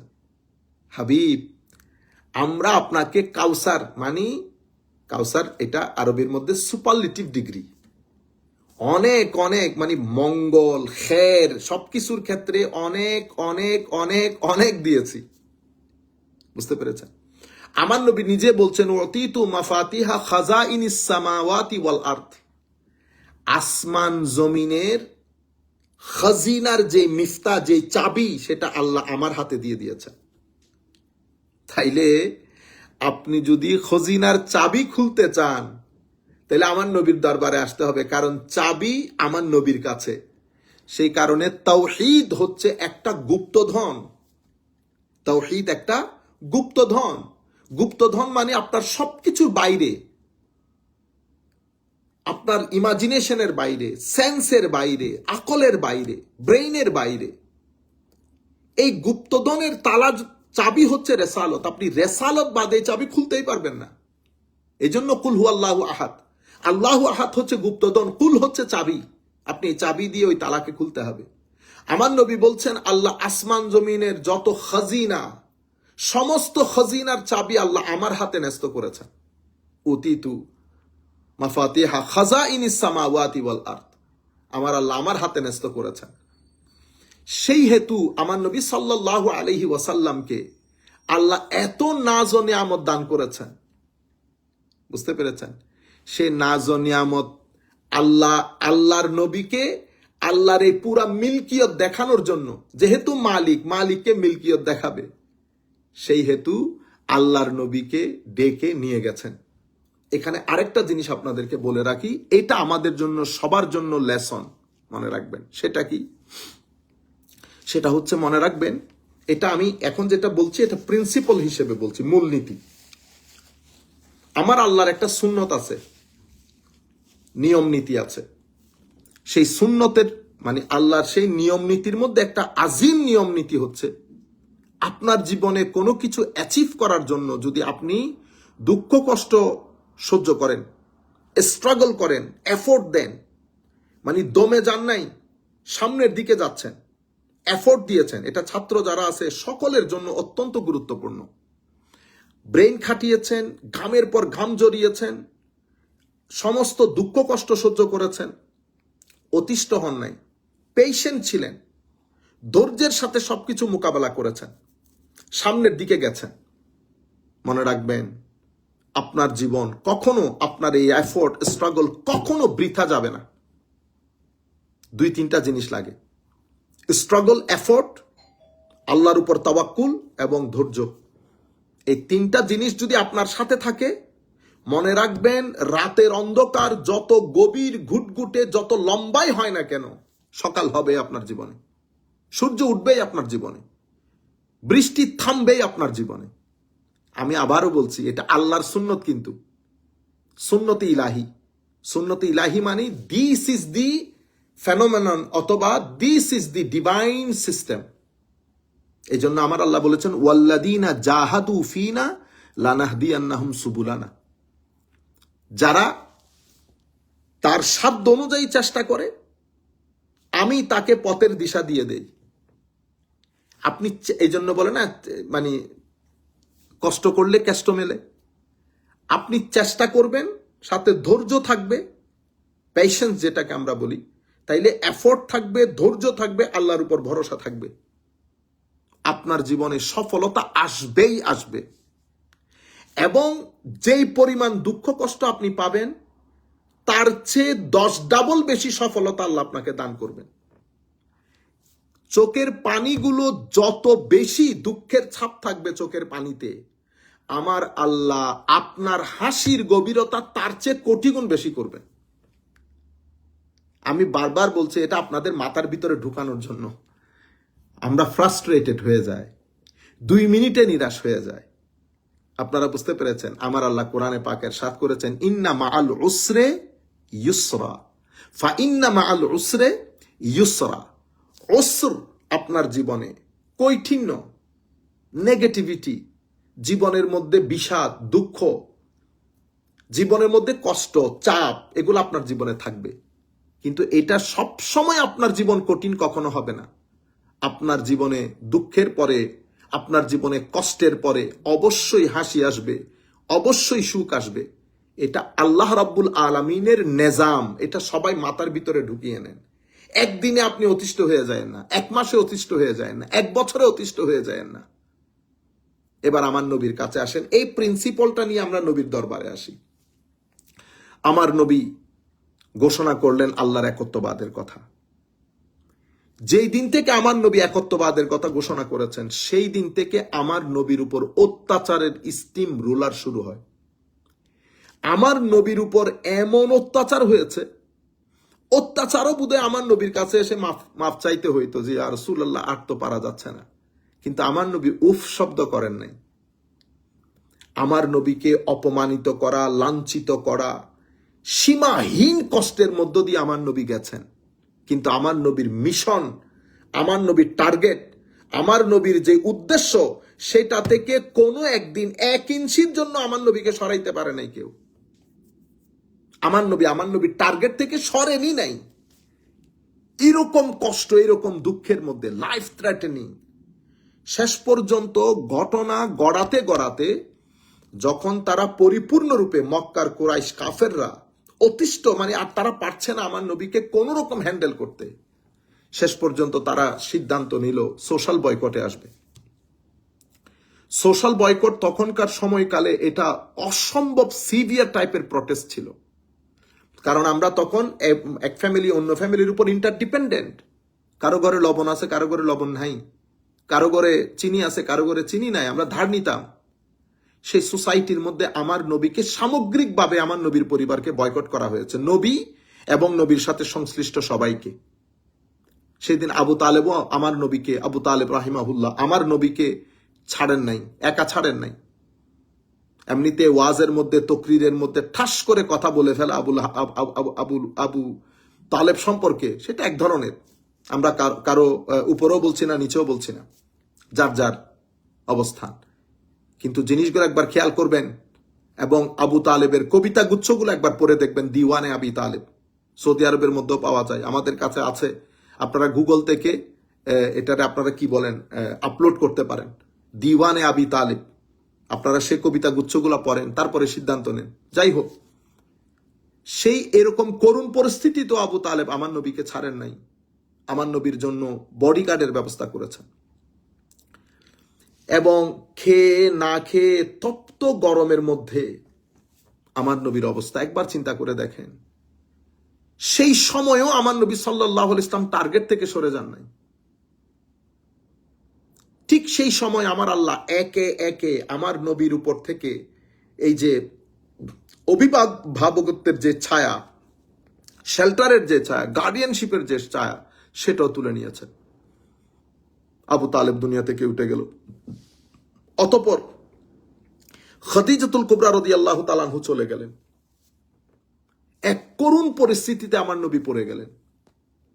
এহেন পরিস্থিতিতে আমার নবী সাল্লাল্লাহু আলাইহি ওয়াসাল্লাম যখন দিনাতিপাত করছেন, সেই সময় আমার আল্লাহর সৃষ্টি জগতের মধ্যে সবচেয়ে উত্তম পুরস্কার আমার নবীকে দান করেছেন। সুবহানাল্লাযী আসরা বিআবদিহি লাইলাম মিনাল মাসজিদিল হারামি ইলাল মাসজিদিল আকসা আল্লাযী বারাকনা হাওলাহু লিনুরিয়াহু মিন আয়াতিনা ইন্নাহু হুয়াস সামিউল বাসীর। ওয়ান নাজমি ইযা হাওয়া মা দাল্লা সাহিবুকুম মা গাওয়া ওয়া মা ইয়ানতিকু আনিল হাওয়া ইন হুয়া ইল্লা ওয়াহয়ুন ইউহা আল্লামাহু শাদীদুল কুওয়া যু মিররাতিন ফাসতাওয়া ওয়া হুয়া বিল উফুকিল আ'লা সুম্মা দানা ফাতাদাল্লা ফাকানা কাবা কাউসাইনি আও আদনা ইলা আখিরিল আয়া। আজিম নিয়ামত তখন আমার নবী সাল্লাল্লাহু আলাইহি ওয়াসাল্লামকে আল্লাহ দান করেছেন। নিয়ামত যত বড়, মনে রাখবেন, নিয়ামত যত বড়, ঠিক তার পুরস্কারও তত বড়। আমার নবীর উপর যেটা অতিবাহিত হয়েছে, সেটা পরিপূর্ণরূপে আমার আল্লাহ আল ইসরা ওয়াল মেরাজের মাধ্যমে আমার নবীর অন্তরকে প্রশমিত করে শীতল করে দিয়েছেন আমার আল্লাহ। সৃষ্টির মধ্যে এটা প্রথম ঘটেছে। সম্মানিত উপস্থিতি, তাহলে আমরা মেসেজ কি পাচ্ছি?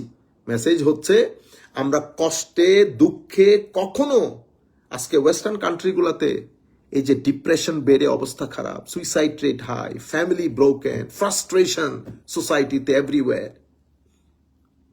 আমরা হয়তো বাংলাদেশে বসে বসে আমরা মনে করি যে পাতানি এই এই এই ভূখণ্ডটা হয়তো জান্নাতে পরিণত হয়েছে, কিন্তু আপনারা আসলে আমরা যেভাবে মানে টিভি সিনেমার মধ্যে যেভাবে আর্টিকুলেট করে, ফিগার আউট করে ঘটনা, কিন্তু সেরকম না। Inside history is something different. Families are broken, frustrated society, মদ শরাব ছাড়া মানুষ এক সেকেন্ড বাঁচার কোনো উপায় নাই, আত্মীয়তা সম্পর্ক নাই, বাচ্চারা সুইসাইড করছে, সোসাইটির মধ্যে একটা হাহাকার, একটা ফ্রাস্ট্রেশন।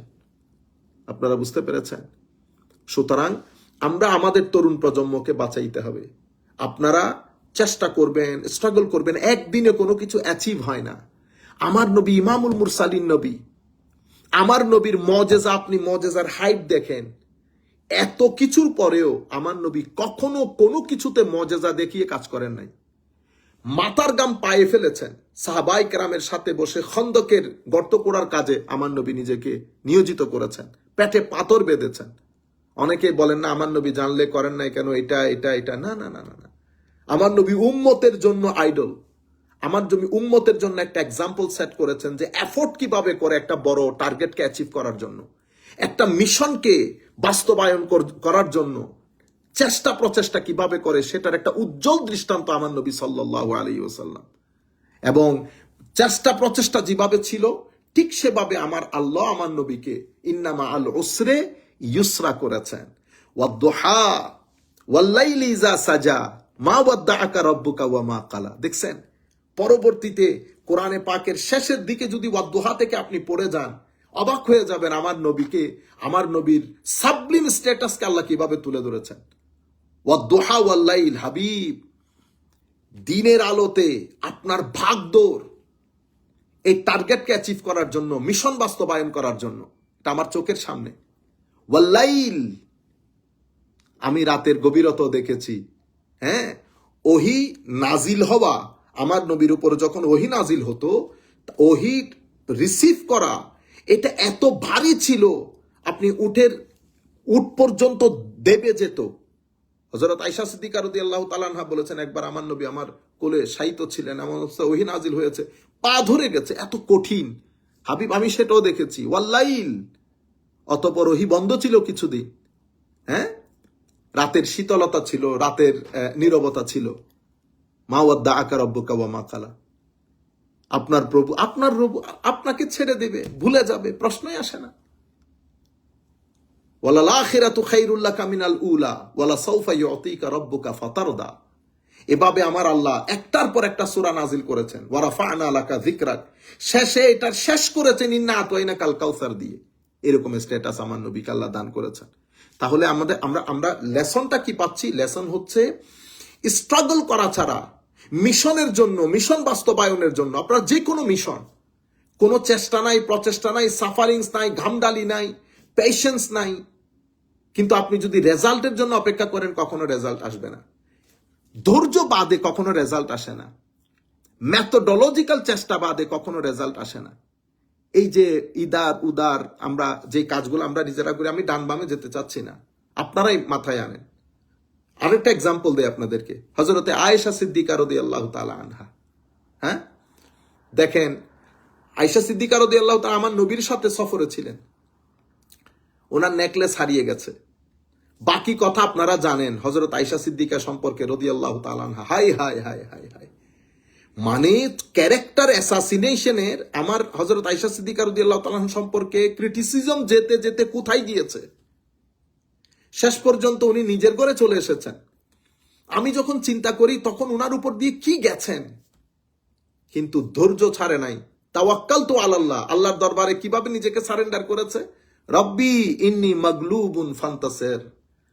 হাবিব, আল্লাহ, আমিও ইউসুফের মতো বলি যে আল্লাহ, আমি পরাজিত হয়ে গেছি, ফান্তাসির, আপনি সহযোগিতা করেন। ওয়াফাওয়িদু আমরি ইলাল্লাহ ইন্নাল্লাহা বাসীরুম বিল ইবাদ। আমি আপনার সমস্ত অ্যাফেয়ার গুলা মাওলা আপনার উপর ন্যস্ত করছে, আমি গরিব শরীফ মানুষ, গুনাহগার মানুষ, আপনি আমার অ্যাফেয়ার গুলা লুক আফটার করেন। পরিপূর্ণরূপে যখন আপনি সুপর্দ করে দিয়েছে, আপনি সাফারিংস দেখেন, দীর্ঘদিনের সাফারিংস, অতঃপর আমার আল্লাহ হযরত আয়েশা সিদ্দিকা রাদিয়াল্লাহু তাআলা আনহার ক্যারেক্টারের উপরে কোরআনের আয়াত নাজিল করে সার্টিফিকেটের ব্যবস্থা করেন। কিয়ামত পর্যন্ত আমরা সেই আয়াতগুলা পড়ব। দেখেন, কষ্ট, সাফারিংস, ধৈর্যের সাথে মোকাবেলা করেছে, আল্লাহর উপর তাওয়াক্কুলের সাথে মোকাবেলা করেছে। রাস্তার মধ্যে এসে আমরা যেগুলা করি সেগুলা করেন নাই। সেই কারণে আল্লাহর নিয়ামত আমাদের কাছে আসে না। আল্লাহ নিয়ামত তাদেরকে দান করেন যারা এই বিষয়গুলোকে ধৈর্যের সাথে আল্লাহর উপর তাওয়াক্কুলের সাথে মোকাবেলা করে। এটা শিখেন। ঠাস ঠাস ফেসবুকে জবাব দেওয়ার কোনো প্রয়োজন নাই। মিশন ঠিক করেন, আপনার মিশন কি? আমাদের জীবনে কোনো মিশন আছে কিনা? প্রত্যেক ব্যক্তি, আপনারা যারা স্কুল কলেজে পড়েন, যারা মাদ্রাসায় পড়েন, মিশন কি আমার জীবনে? আমি আমার এই মিশন বাস্তবায়নের জন্য কি কি কাজ করেছি আমার জীবনে, কি কি সাফারিংস। আমরা তো টাকা একটু কম পেলে অধৈর্য হয়ে যায়। আমরা তো একদিন একটু নাস্তা পানিতে একটু টানাটানি হলে অধৈর্য হয়ে যায়। এতটুকুন অধৈর্য হলে আপনি মিশনের কাজ বাস্তবায়ন করতে পারবেন? আমার আল্লাহর খাজানার মধ্যে কোনো কিছুর অভাব নাই। আপনি চেষ্টা করে যান, প্রচেষ্টা করেন, মেথোডোলজিক্যালি, ডানে বামে না, যা মন চাই সেরকম না, মেথোডোলজিক্যালি মিশন ঠিক করে এক মন এক ধ্যানে আপনি আপনার মিশন বাস্তবায়নের জন্য কোনোদিন ভালো করে 3-4 ঘন্টা তো কিতাবেই ব্যয় করেন নাই। আমি যদি মিশনের কথা বলি, আমাদের ব্যবসা, পরে আপনি ব্যবসা করে নিবেন। আমাদের সুফি মিজানুর রহমান সাহেব বলেন না, কিভাবে প্রচেষ্টা করতে হয়, কিভাবে চেষ্টা করতে হয়। প্রত্যেক সফলতার পেছনে একটা হিস্ট্রি থাকে। আমরা সেদিকে যাই না। আমি ওয়াজ করব, তা আমি কি শুধু গাড়ির মধ্যে বসে বসে গুগল দেখে দেখে 2-3 লাইন বলে ওয়াজ করব? আমার উপর কি এটা আমার মিশন? আমার মিশন পয়সা ইনকাম করা না। আমার মিশন আল্লাহর নবীর দ্বীনকে সাপোর্ট করা। এই দ্বীনের আমি একজন খাদেম হিসেবে তরুণ প্রজন্মের কাছে যেভাবে পৌঁছাইলে আমার নবীর দ্বীনের সুনাম হবে সেভাবে পৌঁছান। আপনি কি প্রিপেয়ার্ড? আমি ফর এক্সাম্পল, আমি আপনাদের কথা বলবো না, আমি কয় ঘন্টা সময় ব্যয় করি এটার জন্য? 3 ঘন্টা, 4 ঘন্টা, 5 ঘন্টা। আমার ভাইরা মনে রাখবেন, পড়ালেখার কোনো বিকল্প নাই। পড়েন, পড়েন, অতঃপর পড়েন। পড়ালেখার কোনো বিকল্প নাই। সিজদার কোনো বিকল্প নাই। আল্লাহ রাব্বুল আলামিনের স্মরণের, আল্লাহর উপর তাওয়াক্কুলের কোনো বিকল্প নাই। আমরা কি ফেরেশতা? না, আমরা ফেরেশতা না, অসম্ভব বড় গুনাহগার। তো কি করব? আমার আল্লাহ বলতেছেন, বান্দা, সামনে থেকেও শয়তান আক্রমণ করে, পিছন থেকেও শয়তান আক্রমণ করে, ডান থেকেও আক্রমণ করে, বাম থেকেও আক্রমণ করে। লাআতিয়ান্নাহুম মিন বাইনি আইদিহিম ওয়া মিন খালফিহিম ওয়া আন আইমানিহিম ওয়া আন শামাইলিহিম ওয়া লা তাজিদু আকসারাহুম শাকিরিন। চতুর্দিকে শয়তান আক্রমণ করে। বান্দা, মনে রাখিস, 2 জায়গা থেকে শয়তান তোমাকে আক্রমণ করতে পারবে না। কোত্থেকে? উপর থেকে এবং নিচ থেকে। উপর থেকে এবং নিচ থেকে আক্রমণ করতে পারে না। সুতরাং নিচে সেজদা দিবি, উপরে হাত তুলে রাখবি। নিচে মাটিতে সিজদা যাবে আর আল্লাহর দরবারে হাত উঠে রাখবেন। এই জিনিসটা যতদিন আপনার জীবনে থাকবে, উন্নতি হবে। এই মুহূর্তে আমাদের এই ধরনের নওজোয়ান দরকার, যারা মেরাজ থেকে এই শিক্ষাটা গ্রহণ করবে। বুঝতে পেরেছেন?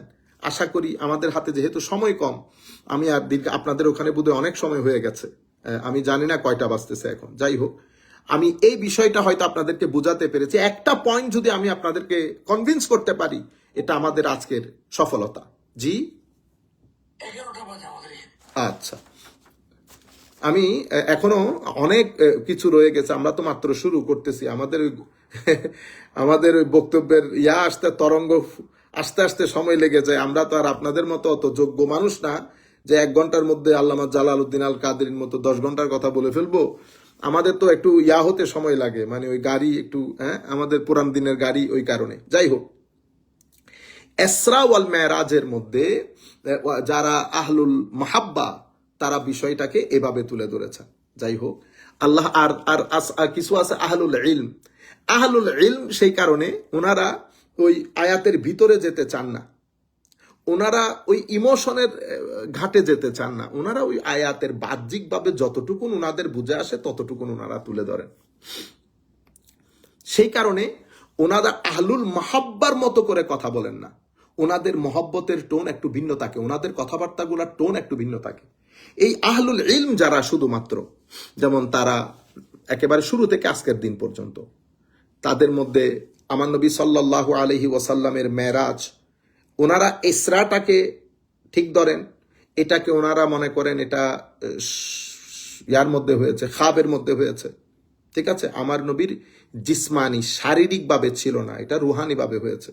রুহানিভাবে হওয়াটা আমরা একেবারে সবকিছুর ক্ষেত্রে এত ডিসাইসিভ হয়ে যায়, আমরা মনে হয় যে এই মানে এটা একটা কুফরের কাজ করে ফেলেছে। কেউ যদি বলে এই সফরটা রুহানি হয়েছে, আমরা তকফিরের দিকে নিয়ে যাই। সেই জন্য আমি আপনাদেরকে শুরুর দিক থেকে বলে দিচ্ছি, ইলমকে এলমিভাবে উপস্থাপন করবেন এবং সব জায়গার মধ্যে গোড়ামি দেখাবেন না। উলামায়ে কেরাম জিনিসগুলাকে যেভাবে ডিল করেছে, আমরাও ঠিক সেভাবে ডিল করব। সবকিছুর ক্ষেত্রে আমরা একেবারে ইয়েস নোর মধ্যে চলে যাব না।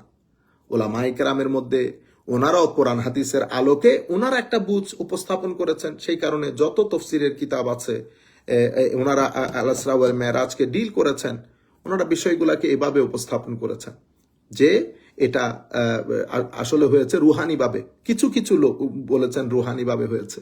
কেন? ওনারা আর ভিতরে ঢুকতে চান না, ওনারা বাহ্যিকভাবে কথা বলে ফেলেন।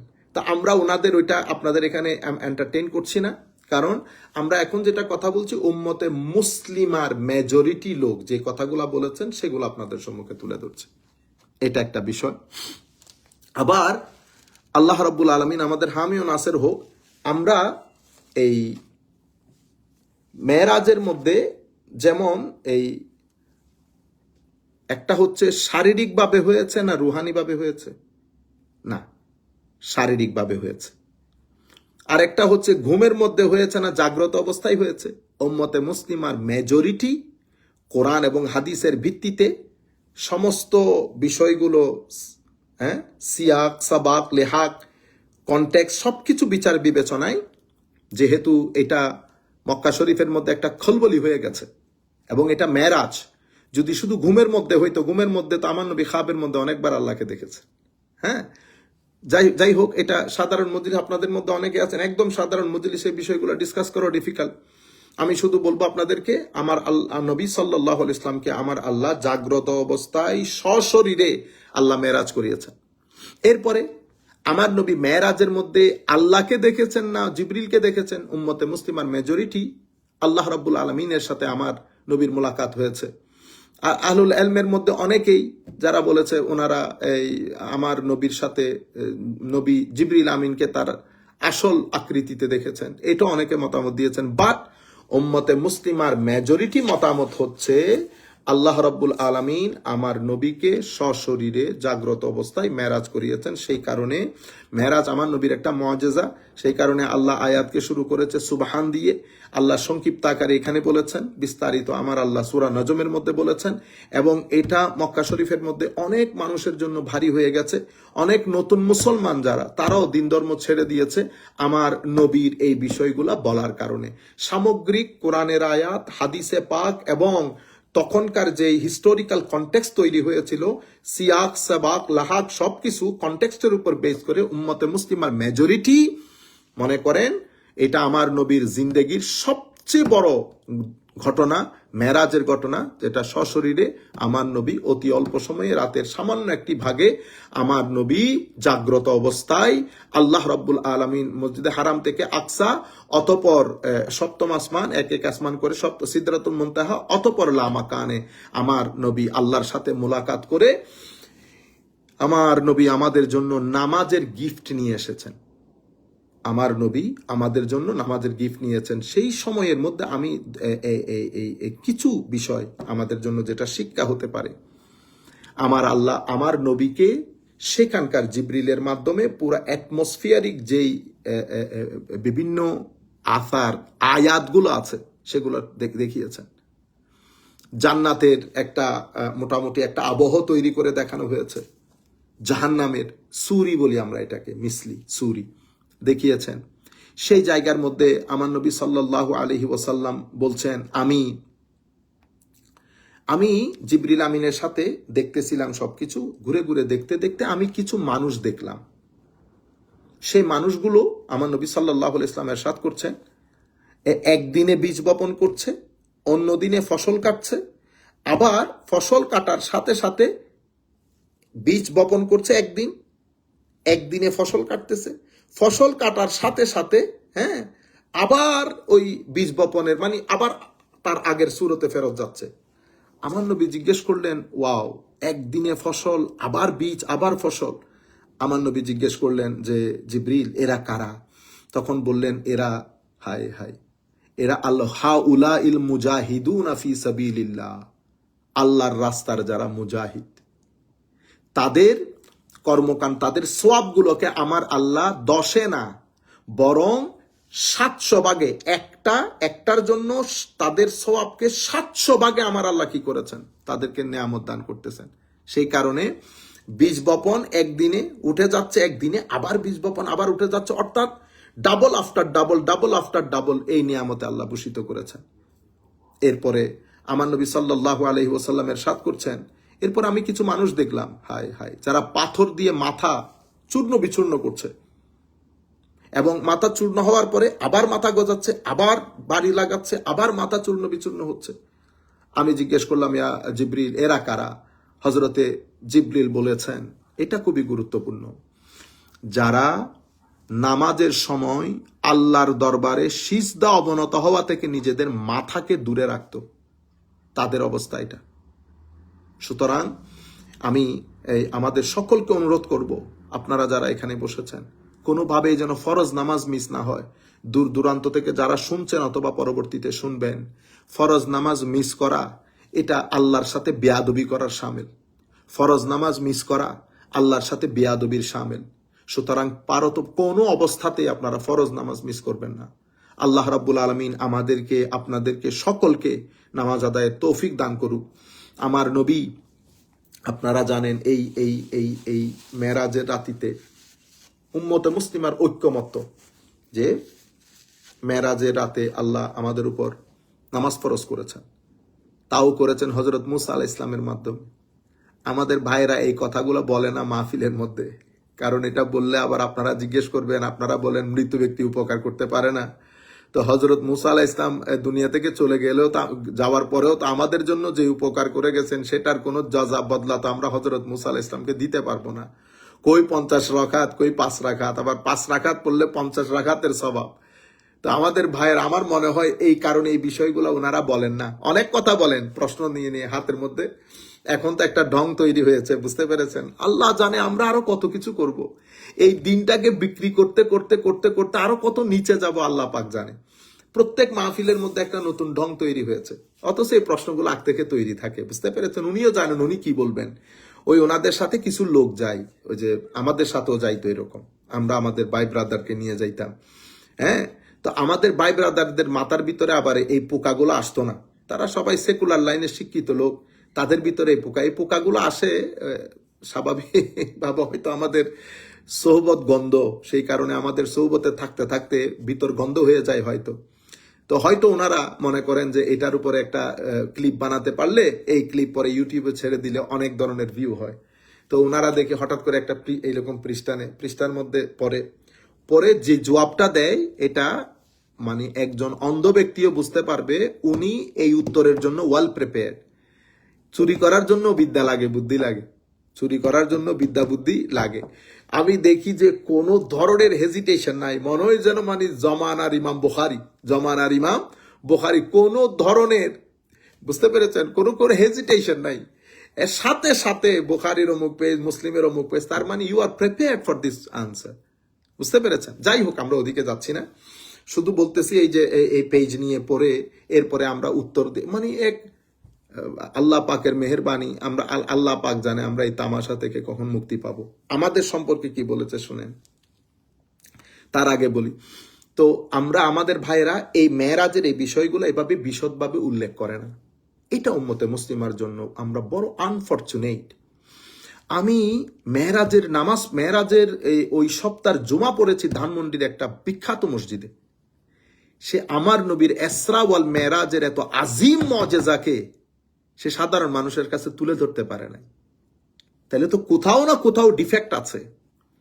আল ইসরা ওয়াল মেরাজ তো আমার নবীর নবুవ్বতের আমার নবীর মর্যাদার সবচেয়ে অনুপম দৃষ্টান্ত আল ইসরা ওয়াল মেরাজ। কারণ নবী শব্দের ভিতরে আপনি যদি নবীর অর্থ খুঁজেন, নবী কাকে বলে, নবীর কিছু শাব্দিক অর্থ আছে। নবী শব্দটি কোন শব্দ থেকে নির্গত হয়েছে, সেই শব্দগুলার অর্থ কি, নাবা, নবী না নাবাওয়া, অনেক ধরনের, আপনারা যারা আছেন তারা লিসানুল আরব বলেন বা এই ধরনের ডিকশনারিগুলা করলে পাবেন আপনি। নবী শব্দের একটা অর্থ একটা জায়গা আন্নাবি উ কয়টার ইয়া হচ্ছে, ডিরাইভেশন হচ্ছে এই শব্দ থেকে, এটার অর্থ হচ্ছে রিফাত, উঁচু, মানে অনেক আরবরা দূর থেকে কিছু উঁচু জায়গা আছে সেটা দেখে নেভিগেশন ঠিক করতো, নেভিগেট করতো নিজেদেরকে। তাইলে নবীকে নবী বলা হয় কেন? লাখ পথভ্রষ্টতার মধ্যে নবী উঁচু স্থানে এমন ভাবে নিজেকে দাঁড় করিয়ে রাখে, পথহারা মানুষ পথের সন্ধান পায়, নবীকে দেখে। এবং ওয়ারাফা'না লাকা যিকরাক, এই কারণে নবীর মর্যাদার উপর ভিত্তি করে এই নবীর এই এত আজিম মুআজিজাকে আমরা নিগেট করি আনফরচুনেটলি। আমার কাছে কেন যেন মনে হয়, কারণ এই নবুয়তের এই আল ইসরা ওয়াল মেরাজের মধ্যে আমার নবীর শানের, আমার নবীর অবস্থানের যে তিনটা ডাইমেনশন, নবীর বাশারিয়ত, নবীর নুরানিয়ত, নবীর হাকিকত, তিনটা অসাধারণ রূপে রিপ্রেজেন্টেড হয়েছে।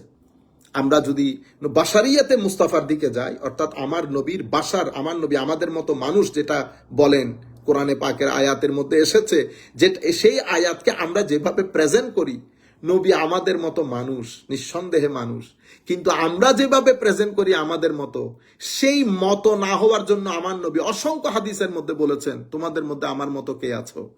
এই হাদিসটা আমি কখনো কারো মুখে শুনি নাই। যারা কুলিন নামা আনা বাশারুম মিসলুকুম বলে, ওনারা একটু বুখারী মুসলিম শরীফ খুলে এই হাদিসগুলা পড়ে না, বলেও না কাউকে। মনে হচ্ছে না আমার নবীর সাথে কি একটা শত্রুতা ভাবাপন্ন, বুঝতে পেরেছেন? আচ্ছা, সেটার কারণে মেরাজ আলোচনা করলে অটোমেটিক্যালি নুরানিয়তে মুস্তাফার বিষয়টা চলে আসে। কারণ আমার নবীর উরুজ, উপরে উঠা, আসেনশন, জিবরিল আমিনের সাথে বুরাকে বহন করে এরপরে একেবারে টাইম এন্ড স্পেসের উপরে চলে যাওয়া, নুরানিয়তে মুস্তাফা, অতঃপর হাকিকতে মুস্তাফা সাল্লাল্লাহু আলাইহি ওয়াসাল্লাম। জিবরিল আমিন জলিলুল কদর, আপনারা জানেন, উনি যেখানে বলছেন আমি যেতে পারবো না, সেখানেও আমার নবীর সফর জারি, বিয়ন্ড টাইম এন্ড স্পেস। এটা আমার নবীর হাকিকতে মুস্তাফা। তাইলে একটা বাশারিয়তে মুস্তাফা হারাম থেকে আকসা পর্যন্ত, নুরানিয়তে মুস্তাফা প্রথম স্থান সিদরাতুল মুনতাহা পর্যন্ত, অতঃপর সিদরা থেকে লা মাকান পর্যন্ত হাকিকতে মুস্তাফার সফর। আপনি এগুলা বলতে হবে মানুষকে। আমাদের হাতে এখন দুইটা অপশন, আমরা ওইটাকে কি বলি, এটা স্বপ্নের মধ্যে হয়েছে। তো স্বপ্নের মধ্যে হয়ে গেলে এক কথাই সব ক্লোজ হয়ে যায়, আর কোনো কিছু লাগে না, ডানেও দেখার দরকার নাই, বামেও দেখার দরকার নাই। এরপরে আমার নবী সাল্লাল্লাহু আলাইহি ওয়াসাল্লাম সফরের সময় বেশ কিছু জায়গায় জিবরিল আমিন আমার নবীকে নফল নামাজ পড়তে বলেছেন।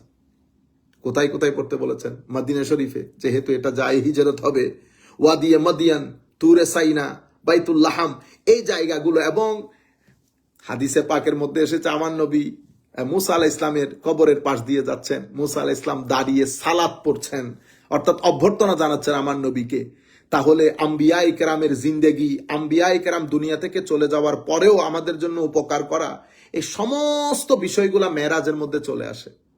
সেই কারণে আমরা মেরাজকে কম ডিসকাস করতে চাই।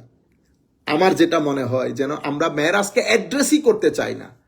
আমরা মনে করি মেরাজ অ্যাড্রেস করতে চাইলে, মেরাজকে তুলে ধরতে চাইলে আহলে সুন্নাত ওয়াল জামাতের এই সুফিয়ায়ে কেরাম, উলামায়ে কেরাম, আহলে সুন্নাত ওয়াল জামাত যে কথাগুলো বলে সেগুলো এস্টাবলিশ হয়ে যাবে। সেই কারণে আমার মনে হয় আমরা এত বেশি প্র্যাকটিক্যাল, রিয়ালিস্টিক, আমরা এই জায়গা থেকে উম্মতকে মাহরুম রাখতেছি। বড় বড় মসজিদ ঢাকার মধ্যে দেখবেন বৃহস্পতিবার, শুক্রবারে এটা সামগ্রিকভাবে একেবারে খুব সামান্যভাবে ডিসকাশন হবে, অথচ মিনিমাম 2-3 জুমায় মেরাজকে ডিসকাস করা খুবই জরুরি। এবং উম্মতের সাথে আমার নবীর যে স্পিরিচুয়াল কানেকশন, সেটাকে রিভাইভ করা খুবই জরুরি। আমরা এতক্ষণ সেশন করার পরেও আমি যেই কথাগুলো আপনাদেরকে বলার প্রয়োজন ছিল, সেটা আমার মনে 15% বলতে পারি নাই। আপনারা বুঝতে পেরেছেন? আমি লিস্ট একটাও শেষ করি নাই। এটা আমার কাছে লিস্ট, এই লিস্ট, এর কাছে আমার কাছে আছে মোবাইল, বুঝতে পেরেছেন? এই যে এখান থেকে 3টা পেজ আছে, তা আমি এই 1-1.5 ঘন্টার ভিতরে আপনাদেরকে কতটুকুন বলবো? সিলেক্টিভ, আমি চাইতেছি তাড়াতাড়ি শেষ করার জন্য সিলেক্টিভ কিছু কথা তুলে ধরতে, তাইলে তো এক জমায় পারবেন না আপনি। ইসরা সম্পর্কে বলেন, আমার নবী সেখানে গেছেন, সমস্ত আরওয়াহে আম্বিয়া ইকরামকে আমার নবী মসজিদে আকসার মধ্যে জড়ো করেছেন। এবং সেটা কি রু জড়ো হয়েছে? তো রু জড়ো হলে আমার নবী নামাজ পড়িয়েছেন, আমার নবী তো সশরীরে ছিলেন।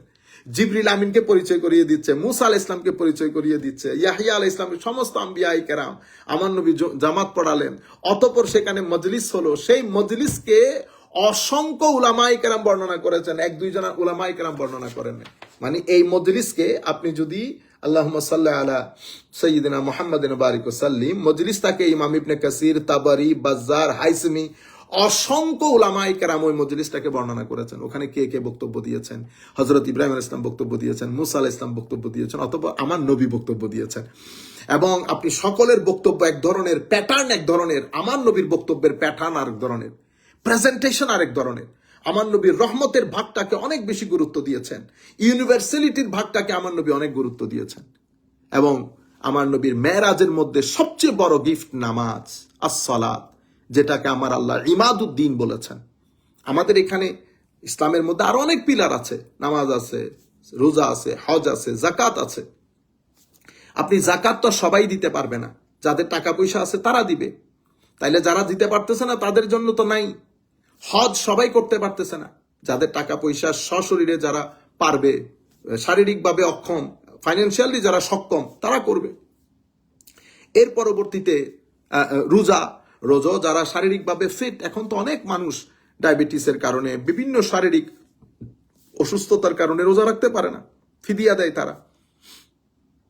একমাত্র সালাত আদায় করতেই হবে আপনাকে। আপনি শারীরিকভাবে অক্ষম, মানসিকভাবে শারীরিকভাবে অক্ষম, অর্থনৈতিকভাবে অক্ষম, ডাজন্ট ম্যাটার।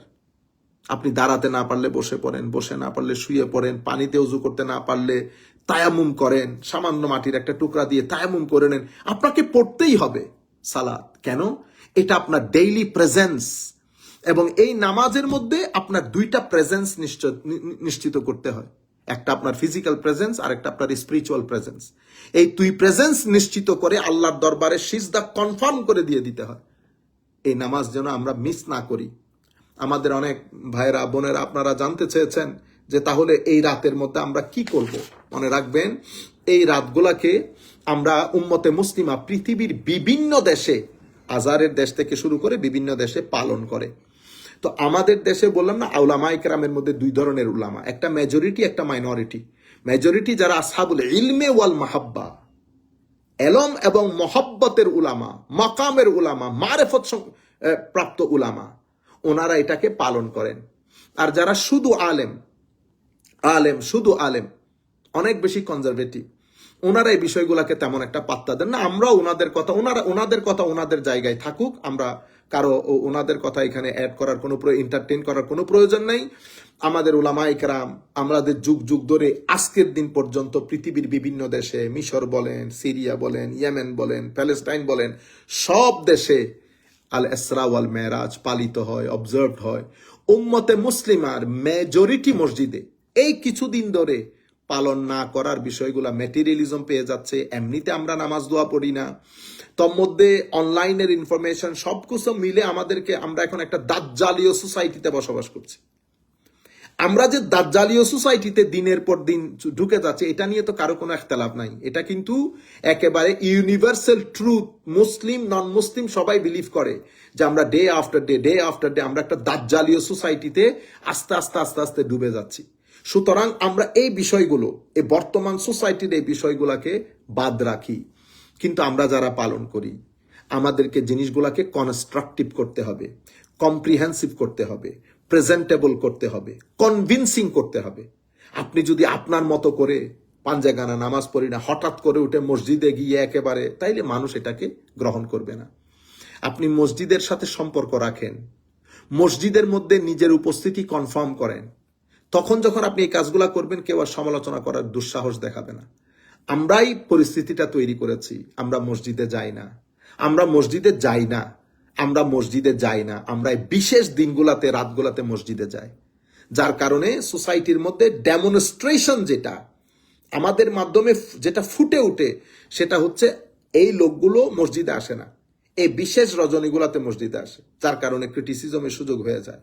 আপনারা এই সুযোগটা দেবেন না। যাই হোক, আমরা এই রাতের মধ্যে আমার নবী সাল্লাল্লাহু আলাইহি ওয়াসাল্লাম পুরা মেরাজের ঘটনাগুলো ঠিক হাদিসে পাকের মধ্যে যেভাবে এসেছে আমরা সেভাবে সাধারণের সামনে তুলে ধরব। মিশন থাকবে দুইটা, একটা হচ্ছে আমার নবীর সাথে উম্মতের যেই স্পিরিচুয়াল অ্যাটাচমেন্ট সেটাকে আরো বেশি মজবুত করে উম্মতের অন্তরে আমার নবীর মহব্বতকে আরো বেশি ঘন করা, জাগ্রত করা, গ্রিপি করা। এবং দ্বিতীয় হচ্ছে আমার নবী সাল্লাল্লাহু আলাইহি ইসলাম যে মিশন নিয়ে এসেছেন সে মিশন বাস্তবায়নে আমার নবী যে দুঃখ দুর্দশা সয়েছেন, আল্লাহর পক্ষ থেকে যে নিয়ামত এসেছে সেটা মানুষকে তুলে ধরবেন। এবং মেরাজের রজনীতে আমার নবীকে জিবরিল আমিন ঘুরিয়ে ঘুরিয়ে যেই দৃশ্যগুলো দেখিয়েছেন সেগুলা মানুষের সামনে তুলে ধরব। নামাজের প্রতি মানুষকে ইন্সপায়ার করব, ঠিক আছে? এর পরবর্তীতে কোরআনে পাকের তিলাওয়াত পড়ি, নাত পড়ি, জিকির আসকার করি। যারা তাহাজ্জুদ পড়ি না অন্তত চেষ্টা করি সেদিন হলো একটু তাহাজ্জুদ পড়ার জন্য। আল্লাহর দরবারে দোয়া করি আল্লাহ যেন আমাদেরকে এই মহান নিয়ামত, যেহেতু আল্লাহর সৃষ্টির মধ্যে আমার নবীকে দান করেছেন, একটা বিশেষত্ব। এবং আরেকটা গুরুত্বপূর্ণ মেসেজ আপনাদেরকে দিয়ে দেই। এই ঘটনাটা ঘটেছে রজব মাসে, তবে মাথায় রাখবেন মেরাজ কোন মাসে হয়েছে, কোন সময়ে হয়েছে, এটা নিয়ে অনেক মতবিরোধ রয়েছে। অলরেডি ফেসবুক, তারপরে আমাদের গুগল, এই সমস্ত জায়গাগুলো মানে একেবারে ব্রোকেন হয়ে যাওয়ার অবস্থা।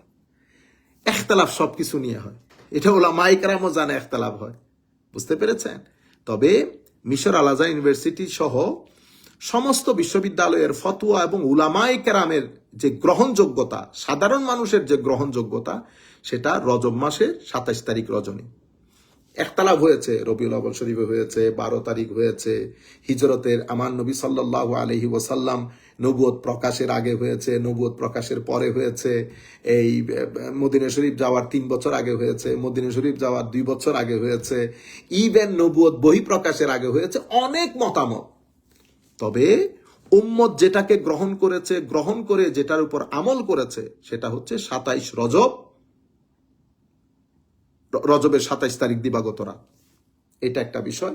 এগুলা নিয়ে আমরা, ঘটনা ঘটেছে কোন তারিখে ঘটেছে, যেভাবে হিস্টোরিক্যাল রেকর্ডের মধ্যে ইখতিলাফ হয় সেটা এটা নিয়েও হয়েছে, অনেক কিছু নিয়ে ইখতিলাফ হয়েছে। এটা কোনো বিষয় না। এগুলা বলে আমরা মানুষকে কনফিউজ করার কোনো প্রয়োজন নাই। এটা নিয়ে আমরা মাহফিলের মধ্যে ডিসকাসই করব না। আমাদেরও তারিখ নিয়ে এত ঘটনা ঘটেছে, তারিখ নিয়ে ইখতিলাফ হয়েছে। তো তারিখ নিয়ে ইখতিলাফ হয়েছে, কি হয়েছে? আপনারা রিসেন্টলি যে 60-70 ইয়ার্সের যে ইতিহাস, সেই ইতিহাস নিয়ে কত মতামত। বাংলাদেশের 71-এর যুদ্ধ নিয়ে কত ধরনের মত দেওয়া হচ্ছে, এটা তো আমাদের চোখের সামনে হয়েছে অনেকের, বুঝতে পেরেছেন? তো তারিখ নিয়ে, ডেট নিয়ে হিস্টোরিক্যাল রেকর্ডের মধ্যে ডিসএগ্রিমেন্ট হয়, এটা খুব স্বাভাবিক একটা বিষয়। কিন্তু উম্মতে মুসলিমার মেজরিটি গ্রহণ করেছে, সেটার উপর আমল করেছে রজবের 27 তারিখ রজনীতে। যাই হোক, এরপরে আমরা যারা এখানে বসেছি, মনে রাখবেন ইসলামিক ক্যালেন্ডার যেটা, সেটা আমাদের ওই সোলার ক্যালেন্ডারের মতো না। মানে জানুয়ারি, ফেব্রুয়ারি, মার্চ, এপ্রিল এই ক্যালেন্ডার আর আমাদের মুসলিম ক্যালেন্ডার লোনার ক্যালেন্ডার, চন্দ্রমাসিক যেটার হিসাব, মুহররম, সফর, রবিউল আউয়াল, এক জিনিস না। আমাদের ইসলামিক ক্যালেন্ডারের একটা সিক্রেট নেচার আছে, একটা পবিত্রতা আছে। আমাদের ইসলামিক ক্যালেন্ডারের সাথে ইবাদতগুলো জড়িত। আপনি বলেন না মুহররম, কেমন লাগে দেখেন, ভিতরে একটা স্পিরিচুয়াল কানেকশন আছে, একটা স্পিরিচুয়াল ফুড মিলে। কারণ আমাদের ইবাদাত, রিয়াজাত গুলা এই মাসের সাথে জড়িত। আমরা আমাদের ছেলে মেয়েদেরকে এটা শিক্ষা দিব। মুহররম মাস, সফর, রবিউল আউয়াল, রবিউল সানি, জামাদিউল আউয়াল, জামাদিউল সানি, হজ বলেন, রোজা বলেন, সবকিছু আমাদের এই ইসলামিক ক্যালেন্ডার, আমাদের মাসগুলার সাথে জড়িত। সুতরাং এটা জানুয়ারি ফেব্রুয়ারি মাসের মতো মাস না। এই 12 মাসের মধ্যে আমার আল্লাহ কোরআনের আয়াত নাজিল করেছে যে যেই তারিখে আমার আল্লাহ আসমান জমিন সৃষ্টি করেছেন, সেই তারিখে আমাদের জন্য মাসের হিসাব 12টা মাস রেখেছেন বছরের মধ্যে। তোর মধ্যে বলেছে মিনহা আরবাতুন হরম, চারটাকে আমার আল্লাহ সিক্রেট এবং পবিত্র মাস বলে ঘোষণা করেছেন, হোলি মান্থ চারটাকে, জিলকদ, জিলহাজ, মুহররম একসাথে, আর একটা হচ্ছে রজবের মাস। আমরা এখন যেই মাসে বসে আছি সেই মাস। তো রজব তো অলরেডি হুরমতের মাস, মানে অসম্ভব পবিত্র মাস, যেই মাসে আরবরা পর্যন্ত যুদ্ধ বিগ্রহ বন্ধ রাখতো। এটা নির্দিষ্ট কিছু কারণ আছে, আমরা এখানে উল্লেখ করলাম না, বন্ধ রাখতো। সুতরাং উলামায়ে কেরাম বলেছেন যে এই রজব মাসে সোয়াব করলে যেমন সোয়াব অনেক ডাবল পাওয়া যায়, অনুরূপভাবে গুনাহ করলেও গুনাহ অনেক ডাবল হয়। সুতরাং আমরা এই মাসগুলোর সাথে স্পিরিচুয়ালি অ্যাটাচড হব। অলরেডি রজবের মাস ইবাদতের মাস, রজবের মাস নিজের প্রিপারেশনের মাস, এটা doorway to the month of Ramadan. আমরা রমজান মাসের ওই পবিত্র ঘরের মধ্যে ঢোকার দরজা হচ্ছে রজব মাস। আল্লাহর দরবারে দোয়া করি, আল্লাহ আমাদেরকে বরকত দান করুন রজব মাস এবং শাবানে। আল্লাহ আমাদেরকে আমাদের সকলের তকদিরের মধ্যে রমাদান নসিব করুন। তাহলে আপনারা এই আন্দাজে তিলাওয়াতের মাধ্যমে, জিকিরের মাধ্যমে, দরুদের মাধ্যমে আল্লাহর ওয়াস্তে রাস্তাঘাটে বসে গল্প করা থেকে নিজেদেরকে রক্ষা করেন। যদি এরকম করেন তাহলে তো বেদাত হয়ে যাবে, আপনি নিজেই এই বেদাতের কারণ হবেন। সুতরাং এত আজিম একটা রাতকে আপনি বেদাত করে ফেলিয়েন না। আপনি রাস্তাঘাটে দাঁড়িয়ে কথাবার্তা বলা, এটার মেজাজ নষ্ট করে দেওয়া, এই কাজগুলা করিয়েন না। তাইলে আমরা এই আন্দাজে এগুলা পালন করব। আমার নবী সাল্লাল্লাহু আলাইহি ওয়াসাল্লাম আরেক আরেক আরেক একটা তো মাথা চূর্ণ করছে, আরেক দল কি করছে জানেন? এদের এদের এক দল এদের পিঠে সামনের দিকেও দাগ, পিছনের দিকেও দাগ, গরুর মতো কাঁটাযুক্ত ঝোপ, জাক্কুম গাছ এবং জাহান্নামের পাথরের দিকে চড়ছিল। জকুম এবং জাহান্নামের পাথরের দিকে চড়ছিল। আমার নবী জিজ্ঞেস করেছেন এরা কারা? হযরতে জিবরিল আমিন জবাব দিয়েছেন এরা তারা যারা যাকাত আদায় করে নাই। এইভাবে নামাজ যারা পড়ে নাই, রোজা যারা করে নাই, যাকাত যারা আদায় করে নাই, হ্যাঁ। এবং আরেক দল, হায় হায় হায়, কদ জামা হাজমাতান আজিমা লা ইস্তাতিউ হামলুহু ওয়া ইউরিদ আন ইয়াজিদা আলাইহা। কিছু আছে লাকি কাট একসাথে জড়ো করছে, আরো জড়ো করছে, আরো জড়ো করছে, অথচ সে নিতেও পারতেছে না, সে পিছনে উঠাইতে পারতেছে না, কিন্তু জড়ো করতে আছে। জিবরিল আমিন জিজ্ঞেস করলেন ইয়া রাসূলুল্লাহ, আমার নবী জিজ্ঞেস করলেন এরা কারা? আমার নবী জিবরিল আমিন উত্তর দিলেন হাযা রাজুলুম মিন উম্মাতিক আলাইহি আমানাতুন নাস লা ইস্তাতিউ আদাহা ওয়া হুয়া ইয়াজিদু আলাইহা। আমানত রেখেছে, আদায় করতে পারছে না, আরো নিচ্ছে মানুষের কাছ থেকে টাকা। আমাদের মধ্যে দেখবেন অসংখ্য মানুষ মানুষের কাছ থেকে টাকা নেয়, আদায় করি না। ব্যবসার নাম দিয়ে ধরেন আপনি টাকা নিয়েছেন, আপনি তাকে টাকাও দিচ্ছেন না, ব্যবসার টাকাও ফেরত দিচ্ছেন না, অথচ ফেসবুকের মধ্যে কত সুন্দর সুন্দর পোস্ট লিখেন আপনারা। এরপরে আপনি রমজান আসলে প্রথম কাতারে, জুমা আসলে প্রথম কাতারে, পাঞ্জেগানা নামাজের মধ্যে প্রথম কাতারে। আল্লাহ আমাদের হামি ও নাসের হোক। এই কাজগুলো আমরা করব না। এরপরে আমার নবী সাল্লাল্লাহু আলাইহি ইসলাম এরশাদ করছেন, অতঃপর আমার নবী এক গ্রুপের কাছে আসলেন, দেখলেন একদল লোক তারা এই কাঁচি দিয়ে নিজের জিহ্বা কাটছে। হায় হায় হায় হায়, কাঁচিটা কিসের ছিল? লোহার কাঁচি। কাটার পরে আবার এটা ঠিক হয়, আবার কাটে, আবার ঠিক হয়, আবার কাটে। হায় হায়। আমার নবী জিজ্ঞেস করলেন, জিবরিল এরা কারা? আমার নবী জবাব দিলেন, খুতাবা উল ফিতনা। এদের মাধ্যমে এরা ওই সমস্ত বক্তা, ওই সমস্ত খতিব যাদের মাধ্যমে ফিতনার আগুনে আরো এসকেলেট হয়েছে, যাদের মাধ্যমে ফিতনা হয়েছে। আল্লাহর দরবারে দোয়া করি, মাওলাই করিম আমাদেরকে খুতাবাউল ফিতনা হওয়ার আগে আমাদের জবান বন্ধ করে দেখ। আল্লাহ আমাদেরকে খুতাবাউল ফিতনা হওয়া থেকে রক্ষা করুক। যখনই আমাদের জবান থেকে কোনো কিছু বের হবে, আল্লাহ যেন আমাদেরকে সত্য বলার, হক বলার, সহি বলার তৌফিক দান করুক। কখনো কোনো কারণে যদি আমাদের বিষয়গুলো হক হয়ে না থাকে, আল্লাহ যেন এলহাম করে আমাদেরকে জানিয়ে দেন, আমাদের জবানকে বন্ধ রাখেন। সম্মানিত ভাইরা, এটা আমাদের জন্য খুবই অ্যালার্মিং। আমরা প্রত্যেকেই প্রত্যেক মাহফিলের মধ্যে এটা বলে আমরা মনেই করি যে আমি কিন্তু খুতাবাউল ফিতনা না, যাদেরকে বলছি তারাই খুতাবাউল ফিতনা। দেখেন, প্রত্যেকে নিজের মনকে একবার টেস্ট করে দেখেন। আমি যখন এই হাদিস শরীফটা পড়ছি, আমি সহ প্রত্যেকের মনে আছে আমি না, এটা আমি না, এটা আমি ছাড়া আমি যাকে টার্গেট করছি সেই খুতাবাউল ফিতনা। মনে রাখবেন, খুতাবাউল ফিতনা কারা হতে পারে?